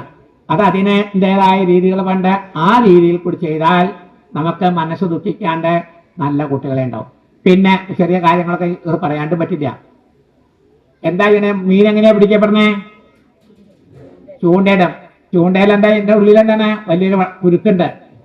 ആ കുരുക്കിന്റെ പുറത്ത് എന്താ ഒരു ഞാഞ്ഞൂളുണ്ട്, അല്ലെങ്കിൽ ഒരു മത്സ്യമുണ്ട്. അതിങ്ങനെ നക്കിത്തം. അപ്പോ 8ാം ക്ലാസ് ഒന്നും വേണ്ട, 5ാം ക്ലാസ് മുതൽ പെൺകുട്ടികളോട് നീ ശ്രദ്ധിച്ചോളൂ. വല്ലവരും ഒരു പെൻസിലും ഒരു ചോക്ലേറ്റും ഒരു മിഠായിയും ഒരു ക്യാമറയൊക്കെ തരുമ്പോ അതിന്റെ പിന്നിൽ വലിയൊരു ആവർദ്ധനി ഉണ്ടെന്ന് മനസ്സിലാക്കിക്കോളൂ. അവർ ഇതൊക്കെ തന്ന് പിന്നെ ജീവനെ നശിപ്പിക്കും. പിന്നെ ഈ പ്രപഞ്ചത്തിൽ ജീവിക്കേണ്ട, ഈ പ്രപഞ്ചം എന്താണെന്ന് അനുഭവിക്കേണ്ട അവസ്ഥയൊന്നും വരില്ല. ചിലപ്പോൾ കൊണ്ടുപോകുന്നത് കിഡ്നി അവയവങ്ങൾ കച്ചവടത്തിനാവും, അതല്ലെങ്കിൽ വേറെ വീട്ടിലാവുമെന്ന് ഇവിടെ ഇന്ന് പറയാൻ പാടില്ല. അപ്പോൾ പ്രത്യേകിച്ചും പെൺകുട്ടികളുള്ള അമ്മമാരും ആൺകുട്ടികളുള്ള അമ്മമാരായാലും ഈ യന്ത്രം ഞെക്കണ യന്ത്രം വളരെ ഉപകാരമുണ്ട്, അതുപോലെ തന്നെ വളരെ ഉപദ്രവമുണ്ട്. അവരെന്താ ചെയ്യണേ? കമ്പ്യൂട്ടർ ആയാലും വച്ചിരിക്കുമ്പോൾ ഇടയ്ക്കൊന്ന് മുറിയിലൊക്കെ കയറി നോക്കണം. നമ്മുടെ പിള്ളേരെ എന്താ ചെയ്യണമെന്നൊരു ശ്രദ്ധ വേണം. സത്മാർഗമാണോ ദുർമാർഗമാണോ? സ്വാമിയുടെ എങ്ങനെ പറഞ്ഞ സ്വാമിക്ക് പിള്ളേരൊന്നും ഇല്ല കേട്ടോ. സ്വാമിക്ക് ഇനി ആരും ഉണ്ടാവാനും പോകണില്ല, ഞാൻ പ്രശ്നമില്ല, ഉണ്ടായിട്ടുമില്ല, സ്വാമിക്ക് പറ്റില്ല. അത് വേറെ കാര്യം. എന്നുവെച്ചാൽ ഇതൊക്കെ ഒരു വ്യവഹാര കാര്യം കൂടി. വെറുതെ വേദാന്തം അല്ലെങ്കിൽ പുരാണം മാത്രം പറഞ്ഞു പോരാ. ഈ കുട്ടികളൊക്കെ നശിക്കാൻ കാരണം ഇങ്ങനെ മത്സ്യങ്ങളെ പോലെ അപകടത്തിൽപ്പെട്ടതാണ്. ഇന്നൊരു പെൻസിൽ വന്നാൽ നാളെ ഒരു ചോക്ലേറ്റ് തിന്നു, ആ ചോക്ലേറ്റ് മയക്കുമരുന്നാണ്. 4 ദിവസം കഴിച്ചാൽ അത് ഇല്ലാണ്ടവന് ജീവിക്കാൻ പറ്റില്ല. കഞ്ചാവ് പഠിച്ച് നിങ്ങൾക്കറിയോ? നിങ്ങൾ ഇവിടുന്ന് അധികം ഒന്നും പറഞ്ഞു, നമ്മൾ ലോകതന്തിയാണ്, ഉലകതന്തിയാണ്. ഇങ്ങനെ കന്യാകുമാരി കാശ്മീർ എത്ര പ്രാവശ്യം കൊല്ലം പോണെന്നറിയില്ല. ചില സ്കൂളിൻ്റെ ഒക്കെ ഭാഗത്ത് തന്നെ ചില ഇതെന്നാണ് കുറേ പിള്ളേർ സ്കൂളിലൊന്നും പോയില്ല, സൈക്കിളും മോട്ടോർ സൈക്കിളും വെച്ചിട്ട് ഇതാണ് വീട്ടിൻ്റെ ഉള്ളിലൊക്കെ കഞ്ചാവൊക്കെ ചരസൊക്കെ വലിച്ചാൽ അതിന് തൽക്കുന്നത്. പിന്നെ അവൻ അച്ഛനെന്താ നടത്തി പറഞ്ഞില്ലേ, ക്രോധം വന്നു കഴിഞ്ഞാൽ അച്ഛനെ അമ്മയെ തിരിച്ചറിയില്ല. കണ്ണില്ലേ പേപ്പറിൽ ദിവസം അച്ഛനെ കൊന്നു, അമ്മയെ കൊന്നു, പെങ്ങളറിയില്ല, തിരിച്ചറിയില്ല. അത് തന്നെ പറഞ്ഞ ഗീതയിൽ 2ാം സോൺ വിഷയാൻ പുംസഹ വിഷയത്തിലുണ്ട്. അപ്പോൾ അങ്ങനെയൊക്കെ പോവാതിരിക്കണമെങ്കിലും എന്ത് ചെയ്യണം? നല്ല ജീവിതം വേണമെന്ന് വെച്ചാൽ എന്ത് ചെയ്യണം? ഈ സപ്താഹമൊക്കെ എഴുതിയെന്ന് ഈ പുരാണങ്ങളൊക്കെ എഴുതിയ അദ്ദേഹം അന്ന് എഴുതി വെച്ചിരിക്കുന്നത് ഇന്നുള്ള നമുക്ക് വേണ്ടിയിട്ടാണ്. ഇങ്ങനെയൊക്കെ ഉണ്ടാവുമെന്ന് അറിയാം, അതുകൊണ്ടാണ് ഗ്രന്ഥരൂപത്തിൽ. പണ്ട് ഗ്രന്ഥങ്ങളൊന്നുമില്ല, ശ്രുതിയാണ്. അങ്ങനെ പറഞ്ഞു കൊടുത്ത കേൾക്കുക. ശ്രുതി സ്മൃതിയായിരുന്നു. അപ്പൊ പിന്നീടാണ് ഗ്രന്ഥത്തിലേക്ക് ആയത്. വേദവ്യാസനാണ് ഇത് വികസിപ്പിച്ചത്. അതേതുകൊണ്ട് നമ്മൾ ഈ കലിയുഗത്തിലുള്ള മനുഷ്യന് ആയുസ് കുറവാണെന്നും അതുകൊണ്ട് അവർക്ക് വേണ്ട അറിവ് ഈ ഇങ്ങനെ ശ്രുതിയിൽ കൂടി മനസ്സിലാവില്ല എന്ന് മനസ്സിലാക്കിക്കൊണ്ട് ദീർഘവീക്ഷണത്തോടുകൂടി അദ്ദേഹം ഇതൊക്കെ ചെയ്തു വെച്ചു. അപ്പോൾ നമ്മുടെ ഇതൊക്കെ പ്രത്യേകം പറയാൻ വെച്ചാൽ ഇന്ന് നടന്നുകൊണ്ടിരിക്കുന്ന ചില കാര്യങ്ങളാണ്. അത് അവിടെ അല്ലേ അവൾക്കല്ലേ സംഭവിച്ചത്. അതുകൊണ്ട് നമ്മൾ ചിരിക്കാന്ന് കരുതണ്ട. നമ്മൾ ഓരോ കുട്ടികളും ആണായാലും പെണ്ണായാലും എന്തുകൊണ്ടാണ് വഴക്ക് പറയുമ്പോൾ ഓടിപ്പോണേ? 5ാം ക്ലാസ്സിൽ പോയ കുട്ടി ഇന്നലെ പിന്നെ 7ാം ക്ലാസ് 8ാം ക്ലാസ്സിൽ കുട്ടി പെൺകുട്ടി ഇറങ്ങി ഓടി ജീപ്പ് ചേർത്തു. പേപ്പർ നിങ്ങൾ കണ്ട ഞാൻ കാണാൻ നേരം കിട്ടാനില്ല. എന്നാലും ഇടയ്ക്കൊരു എന്താ പറയുക ജലക്ക് വരും. അപ്പൊ ഇതൊക്കെ സംഭവിക്കുന്നത് എന്തുകൊണ്ടാണ്? അമ്മ വഴക്ക് പറഞ്ഞു. എന്റെ എത്ര അടിച്ചിരിക്കണം അമ്മ, ഞാൻ അവിടെ പോയില്ല. അപ്പൊ തെറ്റ് കണ്ടാൽ ഭാഗവത് പറയണ്ടേ, ഭാഗവത് പണ്ട് ചോദിക്കൂ, 5 വയസ്സുള്ള കുട്ടികളെ ഉപദ്രവിക്കുക, ദേഹോപദ്രവം ചെയ്ത് 5 വയസ്സ് കഴിഞ്ഞാൽ താടനമാണ്. 18 വയസ്സ് കഴിഞ്ഞാൽ തന്നെ പോലെ നോക്കണം. ഉപദേശം പറഞ്ഞു. പിന്നെ അടിക്കാനും വിജയം ചെയ്തെന്ന് വിളിക്കാൻ പറ്റില്ല. പിന്നെ അവന് ഉപദേശം മാർഗം പറഞ്ഞു തുടങ്ങി. എന്റെ തെറ്റാണ് ശരിയാണ്, നീ ഇന്ന പോണ പോലെ തോന്നുന്നു. അതിനാണ് നേരത്തെ ഇന്നലെ പറഞ്ഞു ഓരോരുത്തർക്കും ഓരോ ഉത്തരവാദിത്തങ്ങൾ കൊടുക്കുന്നത്. അപ്പൊ നമ്മൾ ഇവിടെ എന്താ പറയണേ? ഇവിടെ ഈ പാതാളത്ത് വസുജി പ്രമുഖന്മാരായ സഹാത്മാവൊക്കെ ഉണ്ടെങ്കിലും അതിന് താഴെ സംഘടനമൂർത്തിയുണ്ട്. അപ്പൊ ഈ നരകത്തെ പറ്റിയാ പറഞ്ഞത് 26ാമത് നരക വർണ്ണനയാണ്. അപ്പൊ ഈ ശരീരം ദഹിപ്പിച്ച ശരീരത്തിന് അവിടെ വർക്കൊന്നുമില്ല. ജീവാത്മാവിനെ സൂക്ഷ്മ ശരീരത്തിനായിട്ട് വർക്കാൻ പറ്റില്ല. ഒക്കെ ചെയ്യുന്നത് എവിടെയാണ്? പഴുത്തോ ഇതൊന്നും വെറുതെ പറഞ്ഞതല്ല. സ്വാമിയുടെ അനുഭവം, എനിക്ക് സ്വാമിയുടെ അനുഭവം അങ്ങനെയല്ല. പ്രമേഹം വന്നിട്ട് തൊലി ഉരിഞ്ഞു പോണാട്ടുണ്ട് പഴുത്തിട്ട്. മുറിച്ച് കളയാൻ കണ്ടിട്ടുണ്ട് കൺമുന്നിലെ. 6 കൊല്ലം ദൈവമനാന്നില്ല, ദൈവ നിശ്ചയം. ഗീത വായിക്കുമ്പോ മരുമോളെ ചീത്ത പറഞ്ഞ 6 കൊല്ലം കിടന്നു. സൂചി ഊരിയിട്ടില്ല. ഇങ്ങനെ ട്യൂബിൽ കൂടി വെള്ളം. ഇതൊക്കെയാണ് നരകം. ഇതൊക്കെ നരകമാണ്.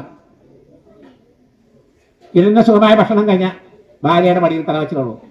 സ്വർഗാണ്. ഭർത്താവ് ഇരിക്കുമ്പോൾ ഭാര്യ മരിക്കണു. സ്വർഗാണ്. സുമംഗലിയാണ് ആയിട്ടാണ് ഇരിക്കണേ. പുണ്യമാണ്, വിധവയാവണമെന്നില്ല. അതിപ്പോ ഭഗവാൻ നമ്മുടെ ഓരോ കർമ്മങ്ങളും പഴയ കാലത്തേക്ക് അനുസരിച്ച് കണക്കുള്ള ഒരാള്. അത് നമുക്ക് ഇന്നതുപോലെ വരുമെന്നും പറയാൻ പറ്റില്ല. അപ്പൊ ഇതൊക്കെ നമുക്ക് നല്ലൊരു ലക്ഷ്യത്തിലേക്ക് എത്തിച്ചെങ്കിൽ നല്ല മരണത്തിനായ എന്ത് ചെയ്യണം? നമ്മളെ ഇത്ര ചുരുക്കി പറഞ്ഞിട്ടാണ് ഈ നരകം എന്ന് പറഞ്ഞാൽ ദുഃഖമാണ്, സുഖം സ്വർഗം എന്ന് വെച്ചാൽ സുഖമാണ്. അപ്പൊ നരകം നമ്മൾ വരുത്തുന്നത് നമ്മൾ ചെയ്യുന്ന കർമ്മത്തിന്റെ ഫലമായിട്ടാണ് നമുക്ക് ദുഃഖം ഉണ്ടാവുന്നത്. നമ്മൾ ചെയ്യുന്ന കർമ്മത്തിന്റെ ഫലമായിട്ടാണ് നമുക്ക് സുഖമുണ്ടാകുന്നത്. 26 നരകത്തിന്റെ സൂചിമുഖം, അസ്ഥിപത്രം ഇങ്ങനെയൊക്കെ ഉണ്ടാകുമെന്ന് പറഞ്ഞ സമയം വേണ്ട ആവശ്യമില്ല. നമ്മളതിന്റെ തത്വം അറിഞ്ഞാൽ മതി. സൂചിമുഖത്തിന് ഉദാഹരണം ഞാൻ പറഞ്ഞ ഇൻസുലിൻ കൊടുത്തിട്ടേ അങ്ങനെ സൂചിയല്ലേ പറ്റേ. പിന്നെ ഞങ്ങളുടെ ചില ഊരില്ല സൂചി, അവിടെ തന്നെ മരുന്ന് മരുന്നാണ് പറ്റി കൊടുക്കും. പിന്നെ സൂചി കഴിയുമ്പോൾ തന്നെ ഉണ്ടാവും 2 കയ്യിലും. അപ്പൊ ഇതൊക്കെ സൂചിമുഖം. അപ്പൊ ഞാൻ നരകം എന്ന് വെച്ചാൽ അപ്പൊ എന്ത് ചെയ്യണം? നമുക്ക് നമ്മളെ ഈ പരമാത്മാവ് സൃഷ്ടി ചെയ്ത പരമാത്മാവെ നമ്മളെല്ലാവരും സുഖിയായിട്ടല്ല ജനിപ്പിച്ചത്. അത് നമ്മുടെ കർമ്മഫലമാണ്. അപ്പൊ ഈ അല്പജ്ഞാനിയായ ജീവാത്മാവ് എനിക്ക് നിങ്ങളെല്ലാവരും സൂചിപ്പിക്കാൻ പറ്റുമോ? ഇല്ല.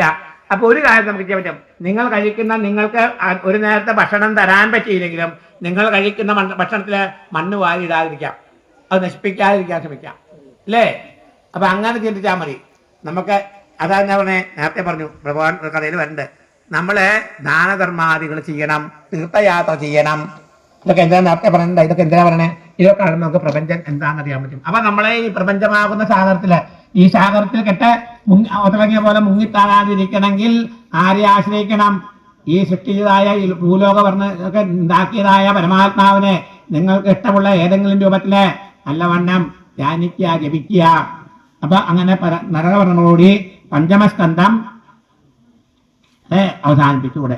ഇപ്പൊ നരകൊന്നും കൂടുതലേക്ക് പോകില്ല. 2 ഭഗവാൻ അജാമിളന്റെ കഥയാണ് പറഞ്ഞത്. അജാമിള മോഷം എന്ന് കേട്ടല്ലേ?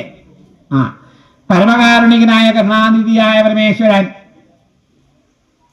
നമ്മളെ എങ്ങനെയൊക്കെ ചെയ്യാം? ഫലം, പത്രം, തോയം, പുഷ്പം, സ്വർണ്ണമാല തന്നെ കൊടുക്കണ്ട. നിങ്ങളുടെ കഴുത്തില് നിങ്ങൾക്ക് കഴിക്കാൻ അന്ന ഇല്ലെങ്കിലേ നിങ്ങൾ സ്വർണ്ണം കടം മേടിച്ച ഭൂമി കടപ്പണ വിറ്റേ സ്വർണ്ണം മഹാവിഷ്ണു കൊണ്ടിറക്കണ്ട. നിങ്ങളുടെ വീട്ടിൽ നിന്ന് ഇവിടെ വരുമ്പോ ആ പൂന്തോട്ടത്തിൽ 4 തുളസി വെച്ച് നട്ടാലേ അത് നിങ്ങളുടെ 4 മക്കളാന്ന് കരുതുക. അതിൽ ജീവനുണ്ട്. അത് നനച്ചു കഴിഞ്ഞാൽ നിങ്ങളുടെ മക്കൾക്ക് ഭക്ഷണം കൊടുക്കുന്നില്ല. വരുമ്പോ അടിയിൽ 4 ദളം നല്ല വൃത്തിയായിട്ട് കൊണ്ടുവന്ന അവിടെ വച്ചാൽ അപ്പോഴും മനുഷ്യം. സ്വർണം വച്ച് നമിച്ചാലും പുഷ്പം വച്ച് നമിച്ചാലും ദേവിക്ക് ഇഷ്ടമെങ്കിൽ 2 തുല്യമാം. അല്ലെങ്കിലോ നിന്റെ സ്വർണവും വേണ്ട പുഷ്പവും വേണ്ട എന്ന ഭാവം അത്രേ. നമ്മുടെ ഭാവമാണ് വേണ്ടത്.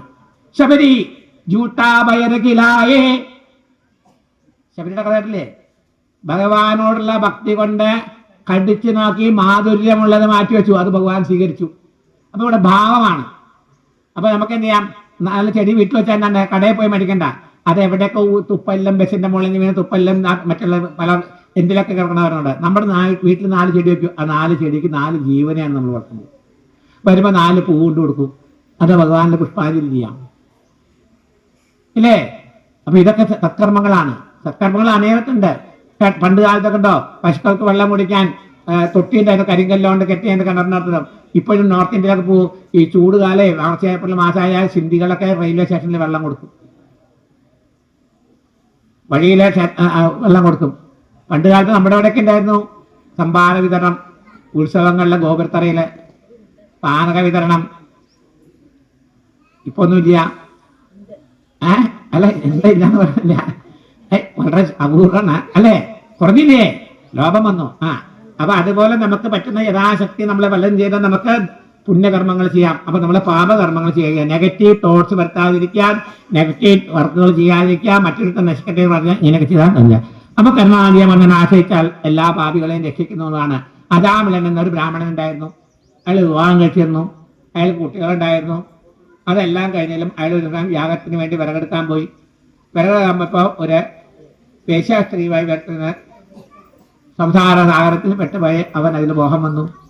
അങ്ങനെ സ്വന്തം പത്നിയെയും കുട്ടികളെയും ഉപേക്ഷിച്ച് ആ വേശ്യാസ്ത്രീയുമായി സംഗമം ചെയ്ത് അവിടെ കൂടി. അവിടെ ഒരു കുട്ടിയുണ്ടായി. അങ്ങനെ വന്നപ്പോൾ എന്നിട്ടാണോ എന്നീ ശരീരം ഇത് പതിരിക്കോ യൗവനാണോ? ഇല്ല, വാർദ്ധക്യം വരും അല്ലേ? 40 കഴിഞ്ഞാൽ പിന്നെന്താണ്? 40 കഴിഞ്ഞാൽ മുല്ല പൂക്കും പോലെ പൂക്കുന്നവനെ അതുകൂടി. പിന്നെ ഇവൻ വേണം, പിന്നെ ഇവിടെ ചിലർക്ക് ഇതിൻ്റെ ഉള്ളിൽ വേണം, പിന്നെ ഇത് വേണം, വേണ്ടേ? 40 കഴിഞ്ഞൊന്നും വേണ്ട. ഇതിൽ പ്രായം ചെല്ലും തോറും നമ്മുടെ ഇന്ദ്രിയങ്ങള് ക്ഷീണിതനായി തീരും. അപ്പൊ ഇന്ദ്രിയങ്ങളുടെ ശക്തി കുറയും. അങ്ങനെ അജാമിളനും ഇന്ദ്രിയങ്ങളുടെ ശക്തി കുറഞ്ഞു. അപ്പൊ സമയം എടുത്തു. സമയം എടുത്തപ്പോൾ എന്തുണ്ടായി? യമരാജാവ് ആളെ വിടല്ലോ അല്ലേ? അങ്ങനെ യമരാജാവ് ആളെ വിട്ട സമയത്ത് ആ ദുഃഖത്തിൽ കുറച്ച് പുണ്യകർമ്മം ചെയ്തിട്ടുണ്ട് ആദ്യം. ഒരിക്കലും ചെയ്ത കർമ്മത്തിന്റെ മാർക്ക് കുറയില്ല. നമ്മൾ അന്താക്ഷരി കണ്ടില്ല? പഴയ കാലത്ത് എന്താണ് ഒരു അന്താക്ഷരി ഉണ്ടായിരുന്നു. അപ്പൊ അതിന് തെറ്റിയ മാർക്ക് മൈനസ്, ജയിച്ച പ്ലസ് മൈനസ്. അതുപോലെയാണ് നമ്മുടെ കർമ്മങ്ങൾക്ക് ഒരാൾ മാർക്ക് ഇടുന്നത്. ഈ പ്ലസ് മാർക്ക് കൊണ്ടാണ് നമ്മൾ 2 കാലിലിട്ടേ ഇവിടെ ഈ ഉപയോഗിക്കണം, ഇല്ലെങ്കിൽ വേറെ അവസ്ഥയിൽ പോയനെ. അപ്പോ ഈ മാർക്കിട്ട് വന്നപ്പോൾ അവസാനം ആ വേശ്യാത്തിലുണ്ടായ ആ ഇളയ മോഹനായ നാരായണനെ പേരിട്ട് ഞാൻ നാരായണനെ വിളിച്ചത് നാരായണ എന്ന് പുത്രനെ ആയാലും വിളി കേട്ടതാരാണ്? ഭഗവാനാണ്. അങ്ങനെ ആ ഭഗവാന്റെ പാർഷദന്മാര് അവിടെ വന്നു, യമദൂതന്മാരെ തടഞ്ഞു അല്ലേ? യമദൂതന്മാരെ തടഞ്ഞു നിർത്തി. യമദൂതന്മാരും വിഷ്ണുപാർഷദന്മാരും തമ്മിൽ സംവാദം ഉണ്ടായി. പോയി ചോദിക്കാൻ പോയി, ചോദിച്ചു. അപ്പോൾ അന്തിമ സമയത്ത് ആരാണോ ഈശ്വരനാമം, ഇപ്പം നാരായണൻ പറഞ്ഞൊരു ഉദാഹരണം, ഓം നമ ശിവായ ആയാലും ശ്രീരാം ജയറാം ജയരാം, അതായത് ഈശ്വരനാമങ്ങൾ എന്തായാലും ഇതിലൂടെ ഭാഗവതായുണ്ട്, നാരായണന്റെ കഥയുണ്ട്, പറയുന്നത് നാരായണനാമം. ഇവിടെ മെയിൻ അതിന്റെ തത്വം എന്ന് വെച്ചാൽ ഈശ്വരനാമം ജപിച്ചുകൊണ്ട്, ഈശ്വരനെ സ്മരിച്ചുകൊണ്ട് ശരീരത്തിൽ നിന്ന് ജീവൻ പോവുകയാണെങ്കിൽ ആ ജീവന് മുക്തി ഉണ്ടാവും. ഈ അസുരന്മാരെ കൊന്നതൊക്കെ ഭഗവാനാണ്. ഈ അസുരന്മാരെ ഹിരണ്യാക്ഷൻ നരകത്തിൽ പോയിട്ടില്ല. ഒക്കെ എവിടേക്ക് പോയത്? ഒക്കെ ഭഗവാന്റെ കൈ കൊണ്ടായതുകൊണ്ട് അപ്പോ രാമായണത്തിൽ ചോദ്യം വന്നു, എന്താണ് ഈ രാമൻ ഇത്രയൊക്കെ ദുഷ്ടനാണല്ലോ, എന്നിട്ട് അദ്ദേഹത്തിനെ അമ്പ ചെയ്തപ്പോൾ ലാസ്റ്റ് അമ്പ ചെയ്തപ്പോൾ അവിടുന്ന് ഒരു തേജോപുഞ്ചി രാമന്റെ ഹൃദയത്തിലേക്ക് കയറിയില്ലോന്ന്. രാവണൻ എല്ലാ തെറ്റുകളും ഭഗവാന്റെ കൈകൊണ്ട് മരണമുണ്ടായത് കൊണ്ട് ശരീരത്തിന് നാശമുണ്ടായത് ജീവാത്മാവ് പരമാത്മാവിലേക്ക് ലയിച്ചു. ആരും ചോദിച്ച ചോദ്യമാണത്, തുളസി രാമായണത്തിൽ എഴുതുന്നുണ്ട്. അപ്പോ നമ്മളെ എന്ത് ചെയ്യണം? അപ്പൊ ഇവിടെയും സംഭവിച്ചതിനാണ്. അപ്പൊ യമദൂതന്മാരോട് പറഞ്ഞു, ആരാണോ അന്തിമ സമയത്ത്, അതായത് ജീവൻ വിടുന്ന സമയത്ത് ഈശ്വരസ്മരണയോടുകൂടി പോകുന്നത് അവനെ ബന്ധിക്കാൻ പാടില്ല, അത് ഇല്ല. അപ്പൊ വിഷ്ണുഭാഷ. അപ്പൊ അങ്ങനെ വിഷ്ണുഭാഷന്മാര് ആ സംവാദത്തിൽ ജയിക്കപ്പെട്ടു. വൈകുണ്ഠത്തിൽ നിന്ന് വിമാനം വന്നു. അങ്ങനെ അദ്ദേഹത്തിനെ വൈകുണ്ഠത്തിലേക്ക് കൊണ്ടുപോയി എന്നാണ് കഥ പറയുന്നത്. അപ്പൊ നമ്മളൊക്കെ എന്താ? അപ്പൊ ഞാൻ ചോട്ടെ, ബാല്യകാലത്തിലുള്ള ശീലം മറക്കുമോ മനുഷ്യനുള്ള കാലം. ജോ ബച്പൻ മേ ഹോഗാ വോ അന്തിം തക് ഹോഗാ. ഇവിടെയൊക്കെ എന്താണ്? അഭി തോ ജവാനി ഹേ ഖാനെ പീനെ കെ സമയ ഹേ മസ്തി മോജ് ഉഡാവോ. നമ്മളെ ഇന്നത്തെ ചെറുപ്പക്കാരുടെ നാമം ചെല്ലാൻ പറഞ്ഞാലേ ഇപ്പൊ തിന്നാനും കുടിക്കാനുള്ള സമയമാണ്. മലയാളത്തിൽ പറയാം. ഞാനേ ഈ ഉദരം ഉണ്ടല്ലോ, ഇത് മധ്യപ്രദേശാണ്. ഈ മധ്യപ്രദേശിന്റെയാണ്. ഞാനിവിടെ കുറച്ച് നാളായിട്ട് ഇവിടേക്ക് ഇങ്ങനെ കറങ്ങാൻ തുടങ്ങിയിട്ട്, അല്ലെങ്കിൽ എൻ്റെ ലൈഫ് മുഴുവൻ അവിടെയായിരുന്നു. അപ്പൊ ഞാൻ മലയാളം പറഞ്ഞാൽ ഇടയ്ക്കൊക്കെ ചില ഹിന്ദികൾ, അല്ലെങ്കിൽ നിങ്ങൾ വിഷമം കരുതരുത്. അപ്പോ ഞാൻ പറഞ്ഞു പറഞ്ഞാൽ വെച്ചാൽ, അപ്പൊ ഇന്ന് ആ കുട്ടിക്കാലം 3 വയസ്സ് മുതൽ ഇഞ്ചക്ഷൻ കൊടുക്കണം. അതിന് മുമ്പേ ഇന്നത്തെ കുട്ടികൾക്ക് അതിനേക്കാളും മുമ്പ് പറഞ്ഞേ ഈ ഈശ്വരസ്മൃതി നാരായണ ജപം നാമജപം കുട്ടികളിലൊക്കെ 3 വയസ്സ് മുതൽ കൊടുക്കണം. അത് മടിയിലിരിക്കുന്ന സമയം കൊടുക്കണം. ഗർഭത്തിൽ വേണം. 3 വയസ്സ് മുതൽ വേണമെന്ന് വെച്ചാൽ അവർക്ക് സ്വയം മനസ്സിലാക്കാൻ ചെയ്യും. ഗർഭത്തിന് നേരത്തെ ഇവിടെ പറഞ്ഞു 5 മാസത്തിലെ ഗർഭത്തിലിരിക്കുമ്പോൾ അനങ്ങാൻ തുടങ്ങും. നമുക്ക് അമ്മമാർക്കറിയാം. ബാക്കിയൊന്നും എനിക്കറിയില്ല. ഞാൻ കല്യാണം കഴിച്ചില്ലെങ്കിൽ ചെവി വെച്ച് നോക്കാനും പോയിട്ടില്ല. അല്ല, ചിലരെങ്കിലൊക്കെ പറയണ്ടേ ചെവിയൊക്കെ വെച്ച് നോക്കട്ടെ, അപ്പൊ ശബ്ദം കേൾക്കുന്ന അനങ്ങെന്നൊക്കെ പറഞ്ഞു. നമ്മളത് ചെയ്തിട്ടില്ല, എന്നറിയില്ല കാര്യം പറയണ്ടേ. അപ്പൊ പറഞ്ഞു വെച്ചാൽ നമ്മുടെ പുറത്ത് കാണുന്നതായ ഈ പ്രപഞ്ചത്തിൽ കാണുന്നതായ സകലതും ആ കുട്ടി അകത്തുനിന്ന് ഗ്രഹിക്കും. അങ്ങനെയാണ് ഹിരണ്യകശിപുവിന്റെ ഭാര്യയ്ക്ക് കയാതുവിനെ ഇന്ദ്രൻ കൊല്ലാൻ പോയപ്പോൾ നാരദൻ തടയുകയും നാരദന്റെ ജ്ഞാനോപനിഷത്തിൽ നിന്ന് പ്രഹ്ലാദൻ ഭക്തപ്രഹ്ലാദനായിട്ട് മാറിയത്. അപ്പൊ ഞാൻ പറഞ്ഞു വെച്ചാൽ നമ്മൾ ഗർഭിണികളായിരിക്കും. നമ്മളെ അമ്മമാർക്ക് അറിയാന്ന് പറഞ്ഞാൽ പഴയ കാലത്ത് 8 മാസമായ പിന്നെ അമ്പലത്തിൽ പോകാൻ പാടില്ല. അപ്പൊ 6 മാസം കഴിഞ്ഞാൽ അമ്പലത്തിൽ ഭജന ഒരാഴ്ച ഇങ്ങനെ വന്ന് പ്രദക്ഷിണം കഴിഞ്ഞാൽ അവിടുത്തെ ഉണക്കച്ചോറ് കട്ടി തീർത്ഥം സേവിച്ച് ജപിച്ച് നെയ്യോ കഴിക്കും. എന്റെ നല്ല കുട്ടികൾ ഈശ്വരസ്മരണ ഉണ്ടാവും. ഇന്നത്തെ ടിവിയും ബിബിയും കഴിഞ്ഞിട്ട് നേരം ഉണ്ടാവില്ല. ഇത് നേർക്കാനും നേരം ഉണ്ടാവില്ലേ? അപ്പൊ പിന്നെ വരുന്നത് ചിലത് ഇങ്ങനെയാവും, ചിലത് ഇങ്ങനെ. പണ്ട് കാലത്ത് ഞങ്ങളുടെ ഒന്നും കാലത്ത് എന്റെ ഗ്രാമത്തിൽ നിന്ന് ഒരാൾ ഇങ്ങനെ ഉണ്ടല്ലോ. കുറ്റം പറയില്ല. അങ്ങനെ ആരെങ്കിലുമൊക്കെ ഉണ്ടെങ്കിൽ എന്നെ അത് ദയവ് ചെയ്ത് വിഷമം തോന്നരുത്. ഞാൻ യഥാർത്ഥ കാര്യങ്ങൾ പറഞ്ഞത്. എന്തുകൊണ്ട്? അത് കർമ്മഫലത്തിൻ്റെതാണ്.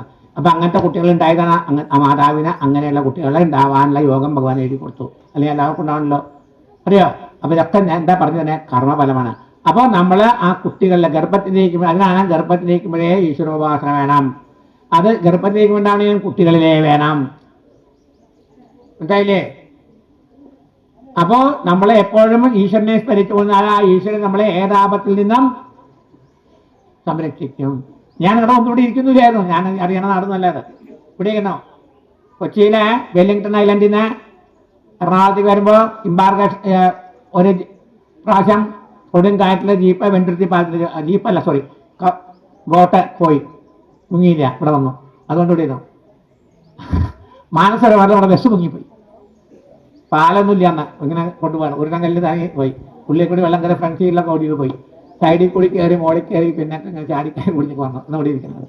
പിന്നെ ഒരിക്കൽ ഈ മട്ടാഞ്ചേരി വാർഫുണ്ട്, അത് കപ്പലിടുന്ന സ്ഥലം. അവിടുന്ന് പള്ളുരുത്തേക്ക് ബോട്ടിലിങ്ങനെ ഒരു സാധനം ഇങ്ങനെ പോകും, മച്ചുവല.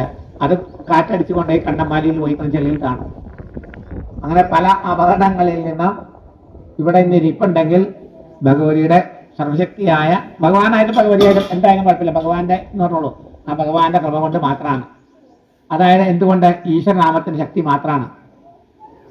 അവ എവിടെ വിളി പൊങ്ങുന്നിരവിടെ ഭഗവാൻ വരും, എല്ലാം മറന്നോ വിളിക്കുവിൻ ഭക്തരെ. എന്നല്ല പറഞ്ഞു, യാചിക്കുവിൻ ലഭിക്കപ്പെടും, മുട്ടുവിൻ തുറക്കും. നമ്മൾ വിളിക്കാണ്ടൊന്നും ഒരാളും തരില്ല. അപ്പൊ നമ്മളെ യഥാവയവം എന്ന് പറഞ്ഞാൽ എപ്പോഴും വേണം നാമജപം. നാമജപം കൊണ്ട് അന്ധകരണശുദ്ധി, അന്ധകരണശുദ്ധി കൊണ്ട് ഈശ്വര സാക്ഷാത്കാരം. അപ്പൊ അതിനൊരു ഉദാഹരണമാണ് ഇവിടെ പറഞ്ഞത്, അല്ലേ?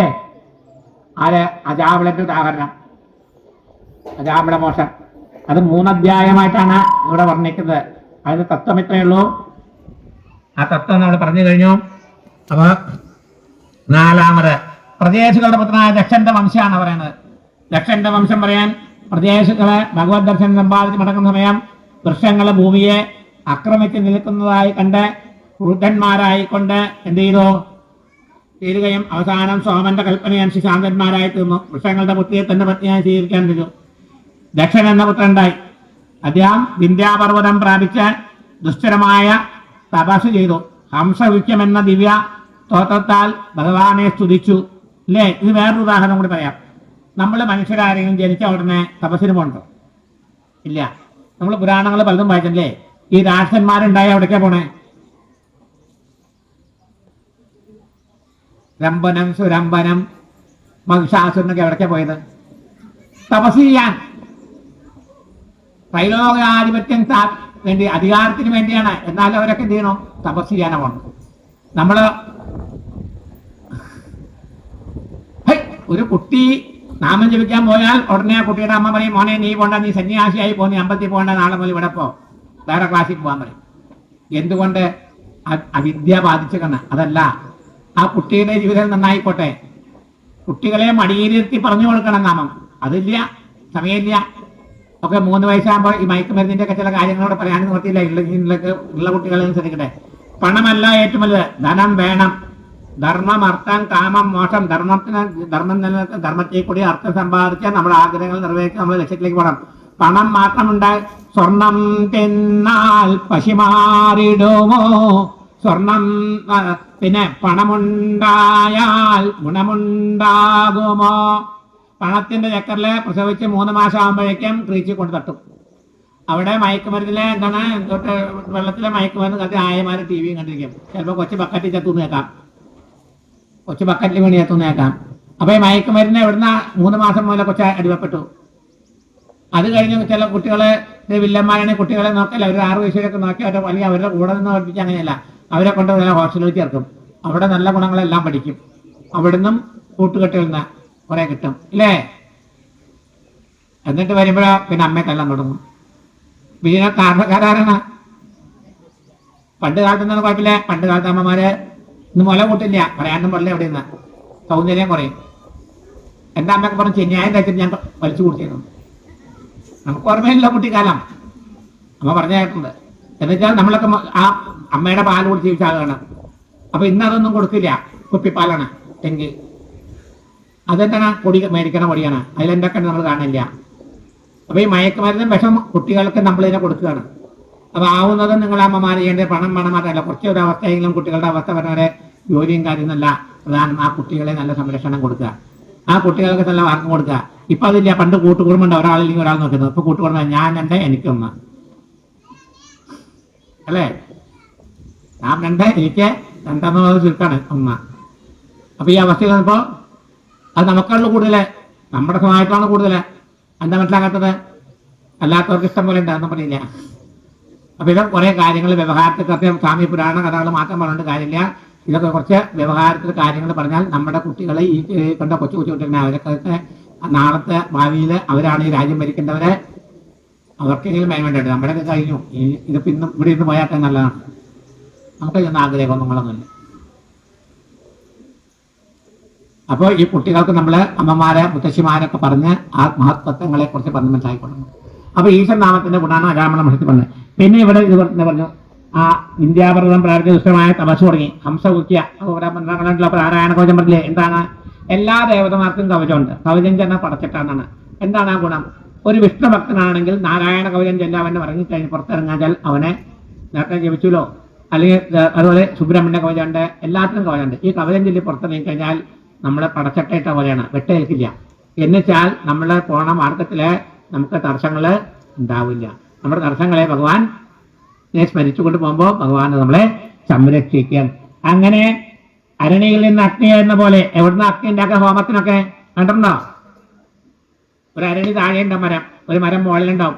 അതിനെ അമർത്തി പഠിച്ചിട്ട് കയറുകൊണ്ട് വലിക്കും. എന്നിട്ട് അതിൽ പഞ്ഞി വെച്ച് കൊടുക്കും. അതിങ്ങനെ മരം കടഞ്ഞ് കഴിയുമ്പോൾ തീ വരും. ആ പഞ്ഞിയിൽ പിടിക്കും. പഞ്ഞി വയ്ക്കുമ്പോൾ കർപ്പൂരം വയ്ക്കും. അതിൽ നിന്നൊക്കെ വലിയ യാഗങ്ങൾക്ക് തീ ഉണ്ടാക്കണേ. അരണി കടഞ്ഞ് ഇന്നും വലിയ കാലത്തല്ല, ഇന്നും ഉണ്ടാക്കണേ. നമ്മൾ കണ്ടിട്ടുണ്ട്. അപ്പോ അതുപോലെ എന്ത് സാധന പരിഭാഗം കൊണ്ട് നമ്മൾ സാധന ചെയ്യണം. നമ്മൾ ലക്ഷ്യത്തിലെത്തണ ഒരു സാധനം വേണം, വേണ്ടേ? ഇവിടുന്ന് ഡൽഹിക്ക് പോകണമെങ്കിൽ ഫ്ലൈറ്റിനായാലും തീവണ്ടിക്കായാലും ബസ്സിനായാലും കാറിനായാലും എന്തെങ്കിലും സാധനം വേണോ? ഞങ്ങളുടെ പോണ്ട പെരിന്തൽമണ്ണ മാർക്കറ്റിൽ പോകണമെങ്കിലേ നടന്നു എത്താം, സൈക്കിളിലും പോവാം. അപ്പം എന്ത് ചെയ്യാം? കാറിലും പോവാം. ഇവിടെ പിന്നെ ഫ്ലൈറ്റ് ഇല്ല, ബസ്സിനും പോവാം. അപ്പോൾ മോട്ടോർ സൈക്കിളിന് പോവാം അല്ലേ? പല സാധനങ്ങളുണ്ട്. അതുപോലെ നമുക്ക് ഭഗവാനിലെത്താൻ പല മാർഗങ്ങളുണ്ട്. പക്ഷെ നമ്മുടെ ലക്ഷ്യം ഭഗവത് പ്രാപ്തി ആയിരിക്കണം.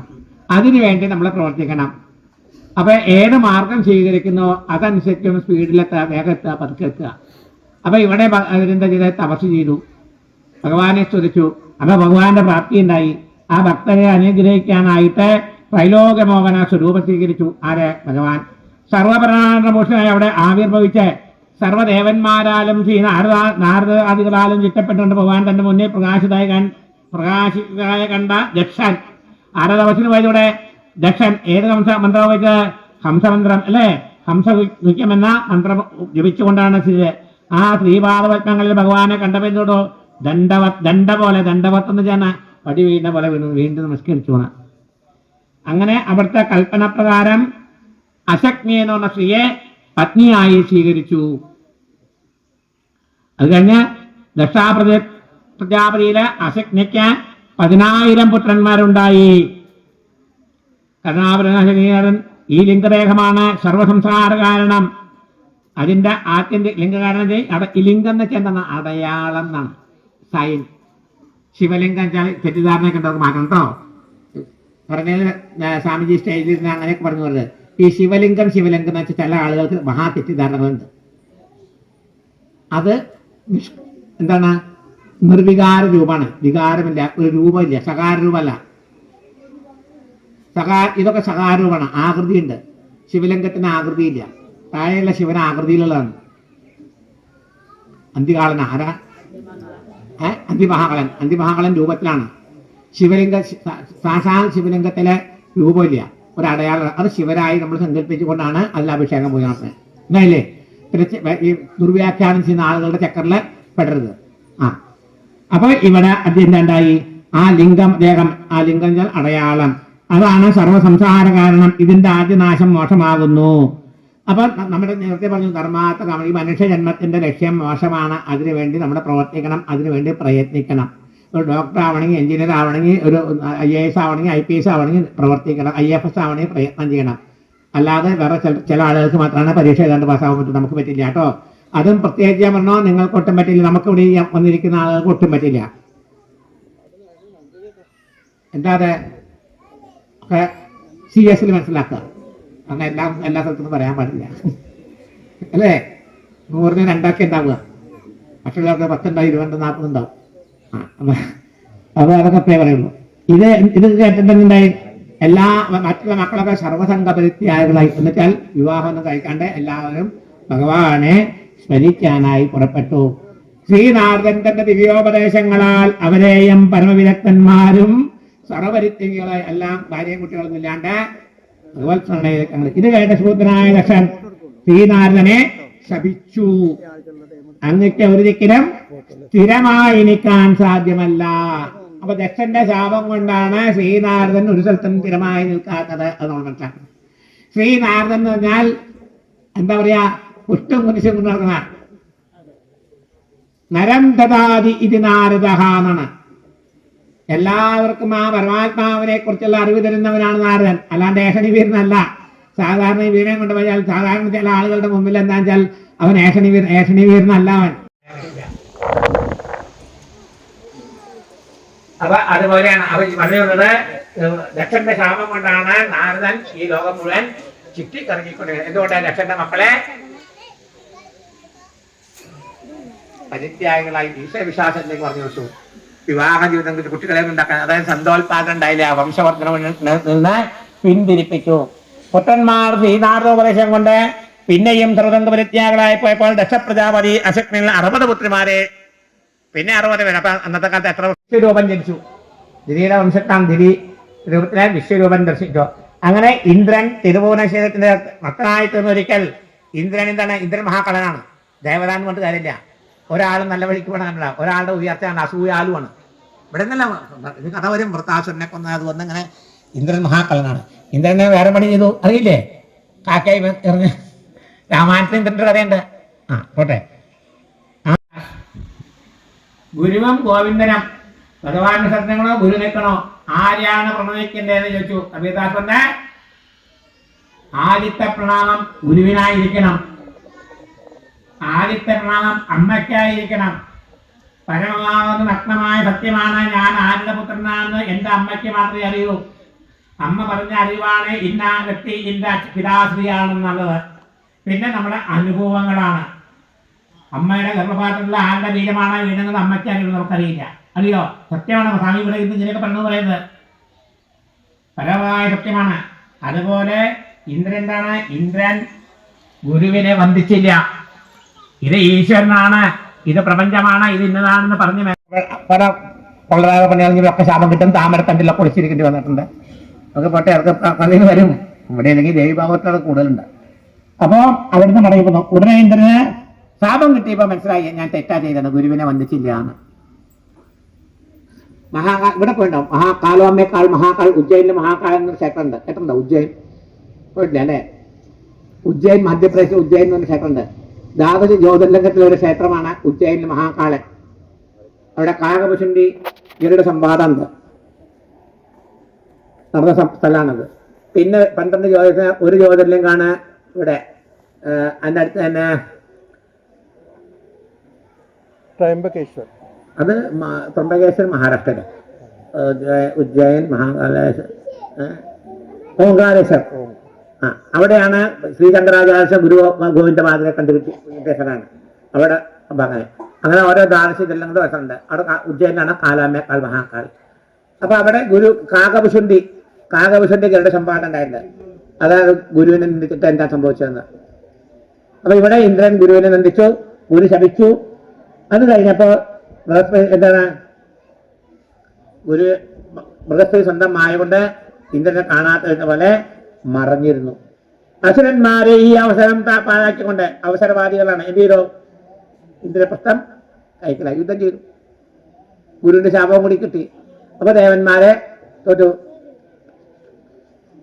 അപ്പൊ അങ്ങനെ ബ്രഹ്മജ്ഞനായ ഗുരുവിനെ തിരസ്കരിച്ച് അതിന്റെ ഫലം അനുഭവിക്കുന്നതിനായി അസുരന്മാർ തങ്ങളുടെ ഗുരുവായ കാവ്യനെ ആരാധിച്ചുകൊണ്ട് ശക്തന്മാരെത്തുന്ന ബ്രഹ്മജ്ഞനായ ഈശ്വരൂപനെ വേഗത്തിൽ ശരണം പ്രാപിക്കൂ.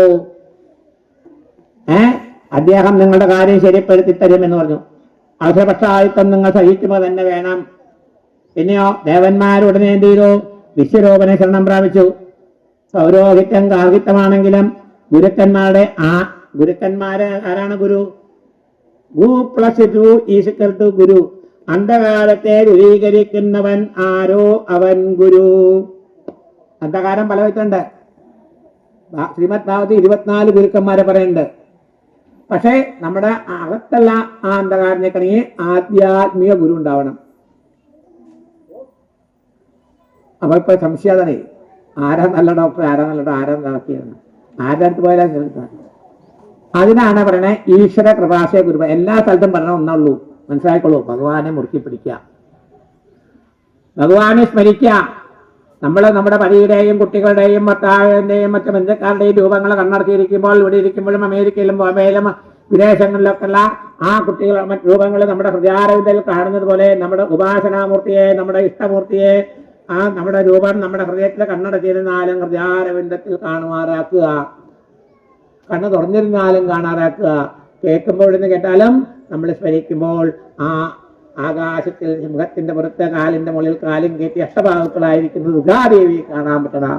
അങ്ങനെ എല്ലാം പറഞ്ഞു കഴിഞ്ഞാൽ പറഞ്ഞാൽ ഓരോ ഉപാസനമൂർത്തിക്ക് ഓരോ ഉപാസനമൂർത്തിയെ കാണാം. ആ അവസ്ഥയിലേക്ക് എത്തണം. അതിന് ദൈനംദിന പ്രയത്നം വേണം, പ്രാക്ടീസ് ചെയ്യണം.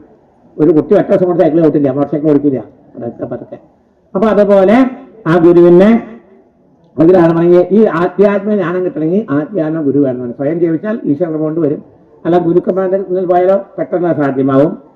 അങ്ങനെ ഗർഭമായ ഗുരുക്കന്മാരാണെന്ന് കരുതി അദ്ദേഹത്തെ സ്വീകരിക്കുകയും നാരായണ കവചം ഉപദേശിച്ചു. അവിടം വരെയാണ് വായിച്ചത്.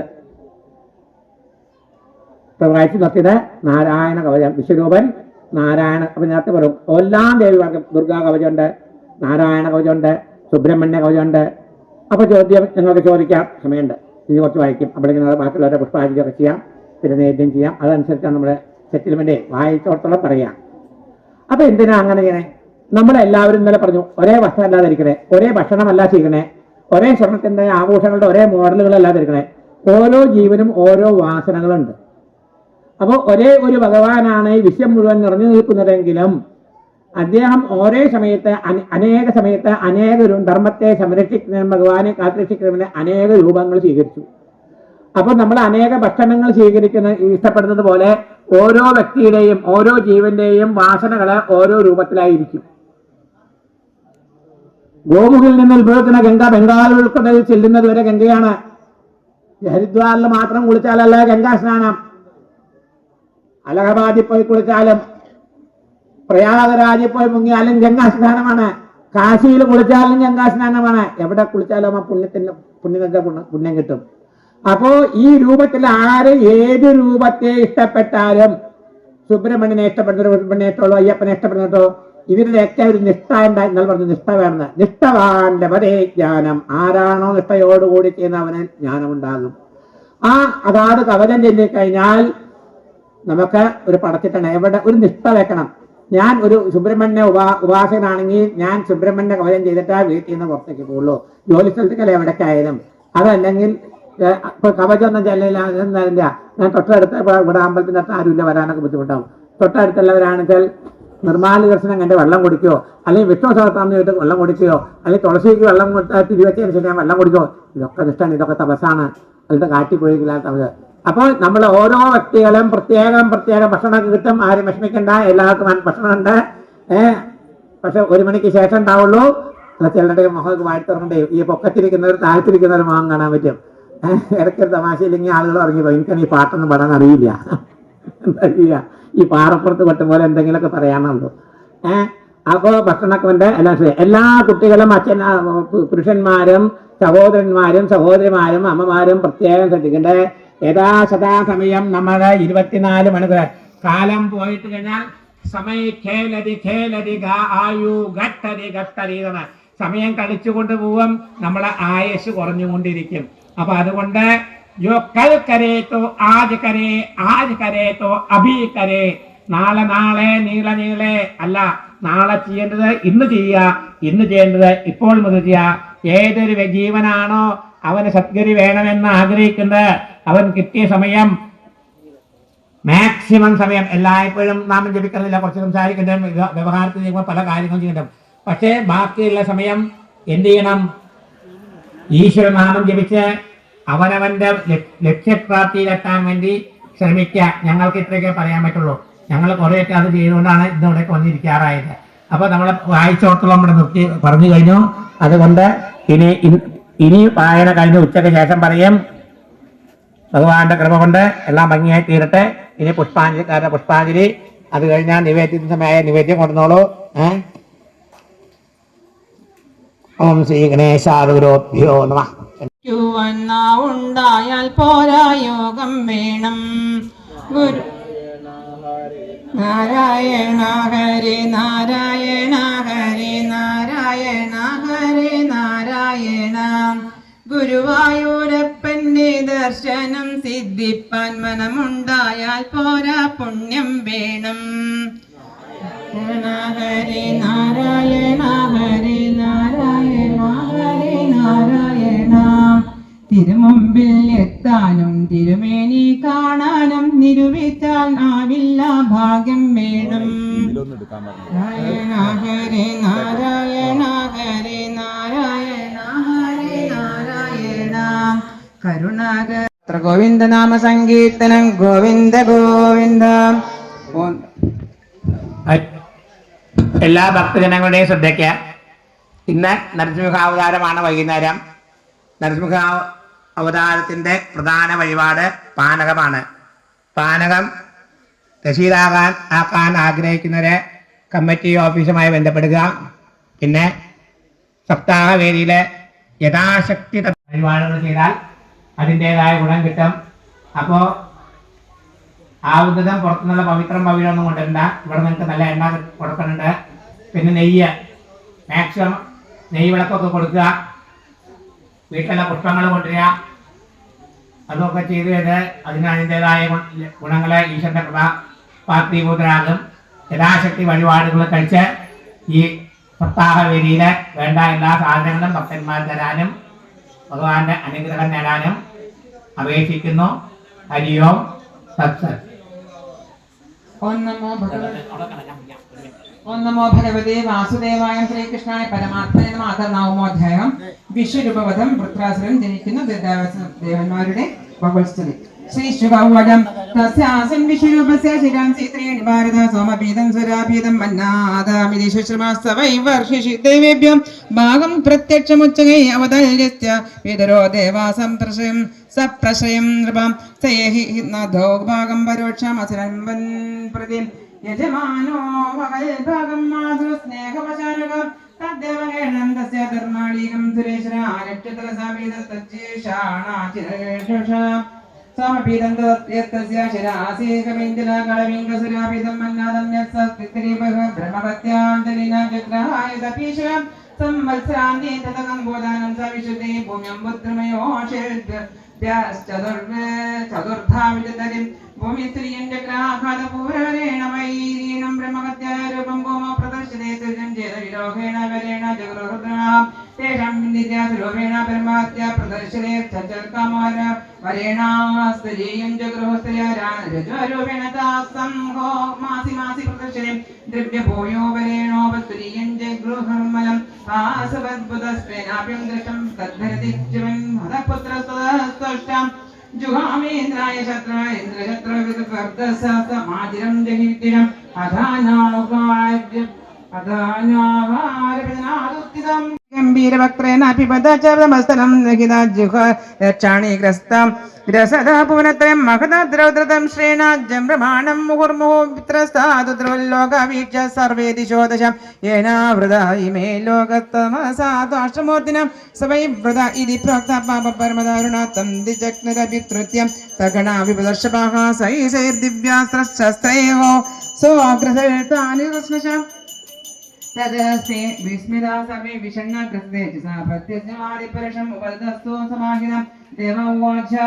देवौजं वायं बलाक्ति अक्षिदाय स्त्रीलोको ब्रह्मादयो ये वयमुद्दिजन्तं रामसेस्मै बलिमन्दवसो पिबेति यस्मादरणं ददो न अभिस्तदन्तं परिपूर्णकामं तेनैव लाभेन समं प्रशान्तं विनोपसत्पत्यज परं हि बालिशा शलाङ्कुलेनादितदर्तिनिन्दं यस्योरुशृङ्गा शृङ्गे जगतिं सनामं मनोर्यदा बध्यतदारदुर्गं स एव तत्ताश्रभयास्तिरन्दात्रादाश्रितान् वारिजरोऽभिनोनं पुरा स्वयं भोरभि संयमाहं वा उदीर्णवादोर्मिरवैखराणे ये घोरविन्दाय परिदस्तुदारा तस्मापयायेन स नोऽस्तु वारम् एकैशो निजमायान ससर्जयेन न सृजामविश्यं वयन्न यस्यापि पुरस्समीपदा पश्यामने लिङ्गं पृथगीशमानया यो न सवर्ते वृषमर्थिता मध्यमानं देवश्चितिर्यं दृशो नित्येवं कृतावतारा स्तनिभिः समाया कृता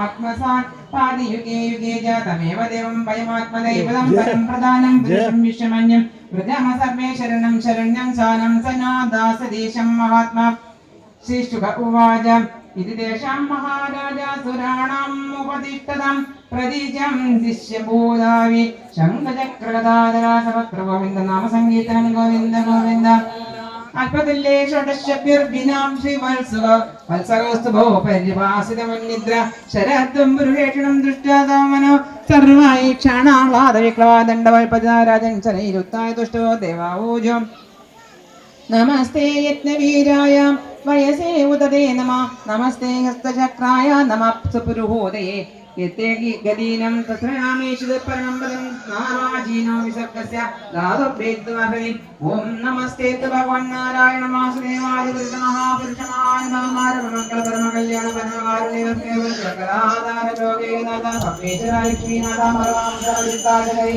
हरेणात्मयोग समाधिना परिभाविना परिस्फुटत्पारमहं च धर्मेण वैघ्नाडितमकवाडद्वारेत्यावृतयात्मलोके स्वयमुपलब्धद्विजासुराणि भवभान् दुर्वगोन्दैवर्तमायं विहारयोगो यदचरणोचैरहितमनवेक्षदास्मवे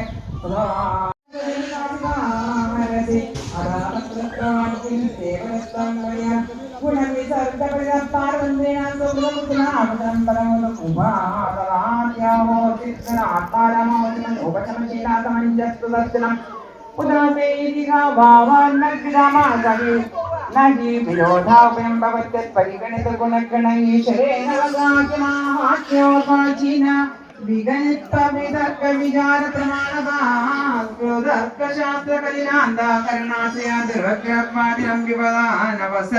ഉപരത സമസ്തമായ മേ കേവലാത്മമായ അന്തർദായകോ അന്വർത്ഥ ദർഘടൈവ പവനേ സ്വരൂപതയാ ഭവാൻ സമവിഷമവദീനം മദവനസരസീധാരഞ്ജുകണ്ഠ സർപ്പാധിപതിയം സർപ്പാദിധ്യം സയേവകീ പുനഃസർവവസ്തുനി വസ്തുസ്വരൂപ സർവേശ്വര സകല ജഗത്കാരണ കാരണബോധ സർവ പ്രത്യേകാത്മത്വ സർവഗുണാഭാസോപലക്ഷ ഏകൈവ പരിവശേഷിത ആതഹം രസമുദ്ര വിപ്രുഷാ സകൃതലീടയാ സമനസി നിഷിന്ദമാനാനം അവൃത സുഖേനം വിസ്മാരിത ദൃഷ്ടശ്രുത വിഷയ സുഖലോലേന യേശാഭാസ പരമഭാഗവതേകാന്തിനഭഗവതി സർവബോധപ്രിയ സുഹൃതി സർവാത്മേ നിതരം നിരന്തരം നിർവൃത മനസ കഥമുഹാവ ഏതേ മധുവദനൈത്പയാസാർത്ഥകുശലാംഗ ആത്മപ്രിയ സുഹൃത സാധവസ്തൃണാംബുജാനസേവം വിസൃജന്തി നയത്ര പുനയം സംസാര പര്യാവർത്തം ത്രിഭുവനാത്മഭവന ത്രിവിക്രമപ്രനയനത്തിലോക അനുഭാവത്രേ തമേമാവിബോധയ ദിതിചതനുജാതയശ്ചാവിദേശം മനുപ്രാനുപക്രമ സമയോയം വിദേശാത്മമായ സൂര്യനാരമൃഗ മിശ്രിത ജലധരാകൃതിഭ്യർയഥാപരാധം ദണ്ഡം ദണ്ഡതരക്തേവമേനാഭേദ് ഭഗവാൻ ജയിതാശ്രമതയേതി മന്യതേ അസ്മാകന്ദവകാനന്ദമം തദാനന്ദദത്താമതദാമഹായിതോത്തരണനലിനയുഗളധ്യാനാനുബന്ധഹൃദയ നിഗടാനം സ്വലിംഗ വിവരണാത്മസാൽകൃതാനാം അനുകമ്പാനുരഞ്ജിത വിശദ രുചിര ശിശിരസ്മിതവാസ്മിതാ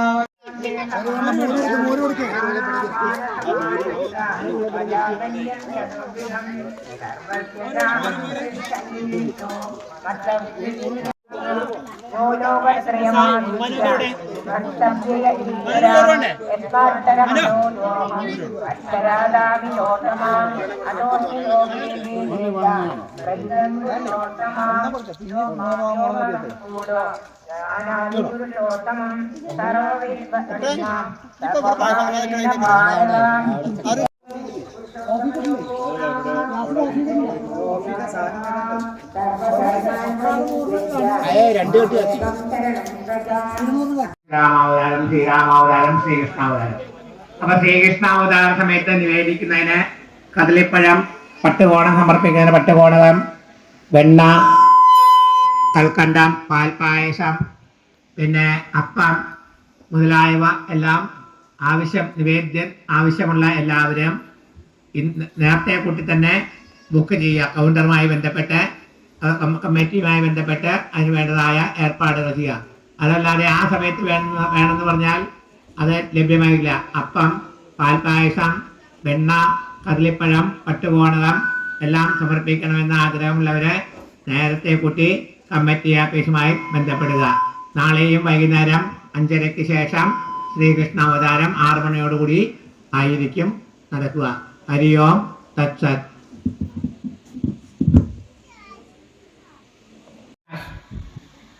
ഗുരുവും ഗോവിന്ദനും ഭഗവാന്റെ ശബ്ദങ്ങളോ ഗുരു നിൽക്കണോ, ആരെയാണ് പ്രണമിക്കേണ്ടതെന്ന് ചോദിച്ചു കബീർദാസന്റെ. ആദ്യത്തെ പ്രണാമം ഗുരുവിനായിരിക്കണം, ആദ്യത്തെ പ്രണാമം അമ്മയ്ക്കായിരിക്കണം. പരമമാകുന്ന നഗ്നമായ സത്യമാണ് ഞാൻ ആരുടെ പുത്രനാണെന്ന് എൻ്റെ അമ്മയ്ക്ക് മാത്രമേ അറിയൂ. അമ്മ പറഞ്ഞ അറിവാണ് ഇന്ന വ്യക്തി ഇന്ന പിതാശ്രീയാണെന്നുള്ളത്. പിന്നെ നമ്മുടെ അനുഭവങ്ങളാണ്.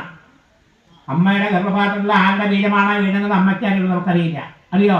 സത്യമാണ്. സ്വാമി ഇവിടെ ഇന്ന് ഇതിനൊക്കെ പറഞ്ഞു പറയുന്നത് പരമമായ സത്യമാണ്.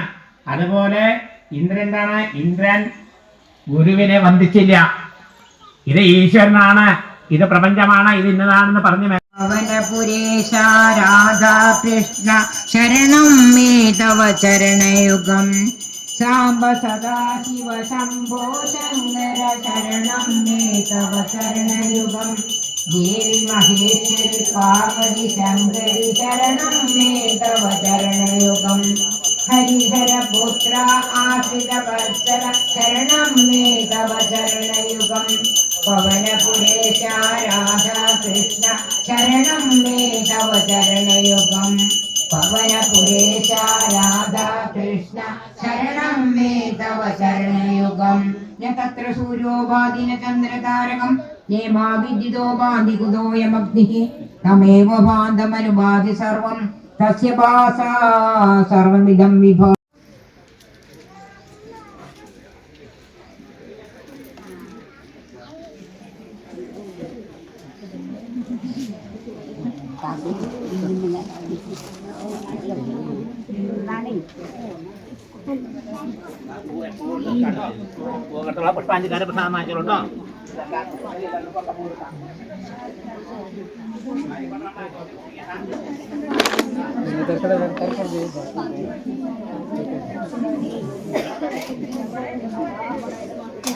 പുഷ്പാഞ്ജലി പ്രസാദം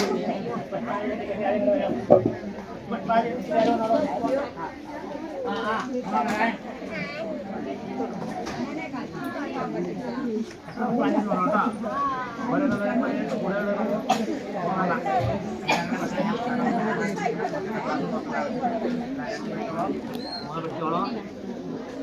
പ്രസാദം വാങ്ങിയാൽ പോയിരുന്നാലും പ്രസാദം വാങ്ങാത്തത് വാങ്ങിക്കാം.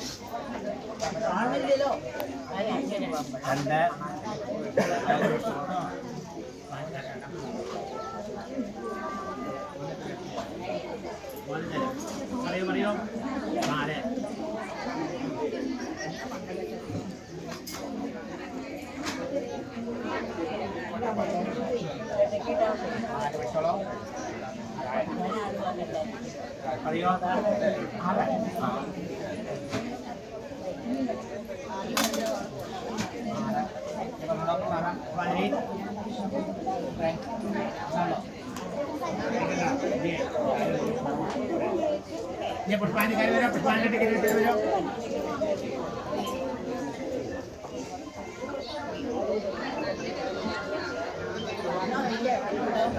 പുഷ്പാഞ്ജലി ടിക്കറ്റ് വരും.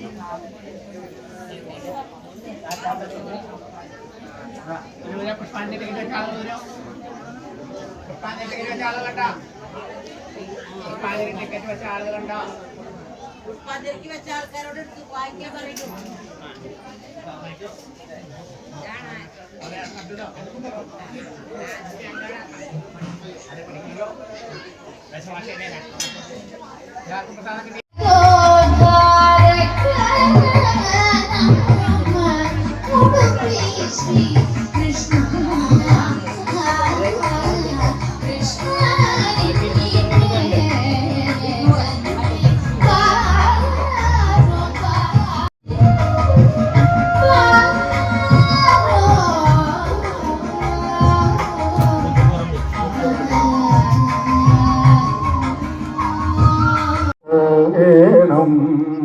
അമ്മേ നാമം പാടാത്തവരു കൊടുകല്ലൂര് പോകേണം.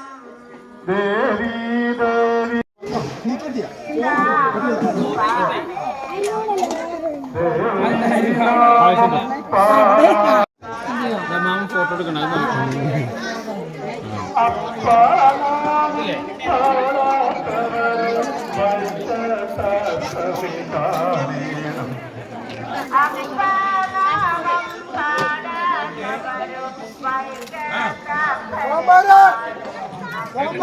ശരണം ശരണം ശരണം ശരണം ശരണം നാമം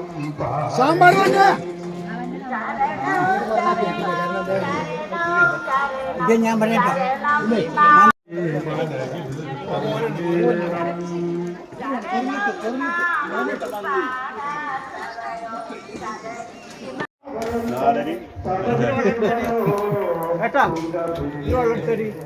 ഒരു പാത്രം ഇട്ട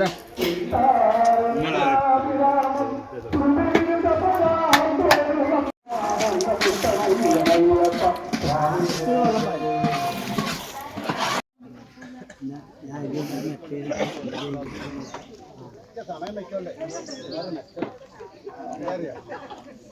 ആ സമയത്തേക്ക് ഭക്ഷണം കൊടുക്കുള്ളൂ. അങ്ങനെയല്ല എല്ലാവർക്കും വന്നോട്ടെ, നാലാളറിഞ്ഞോട്ടെ.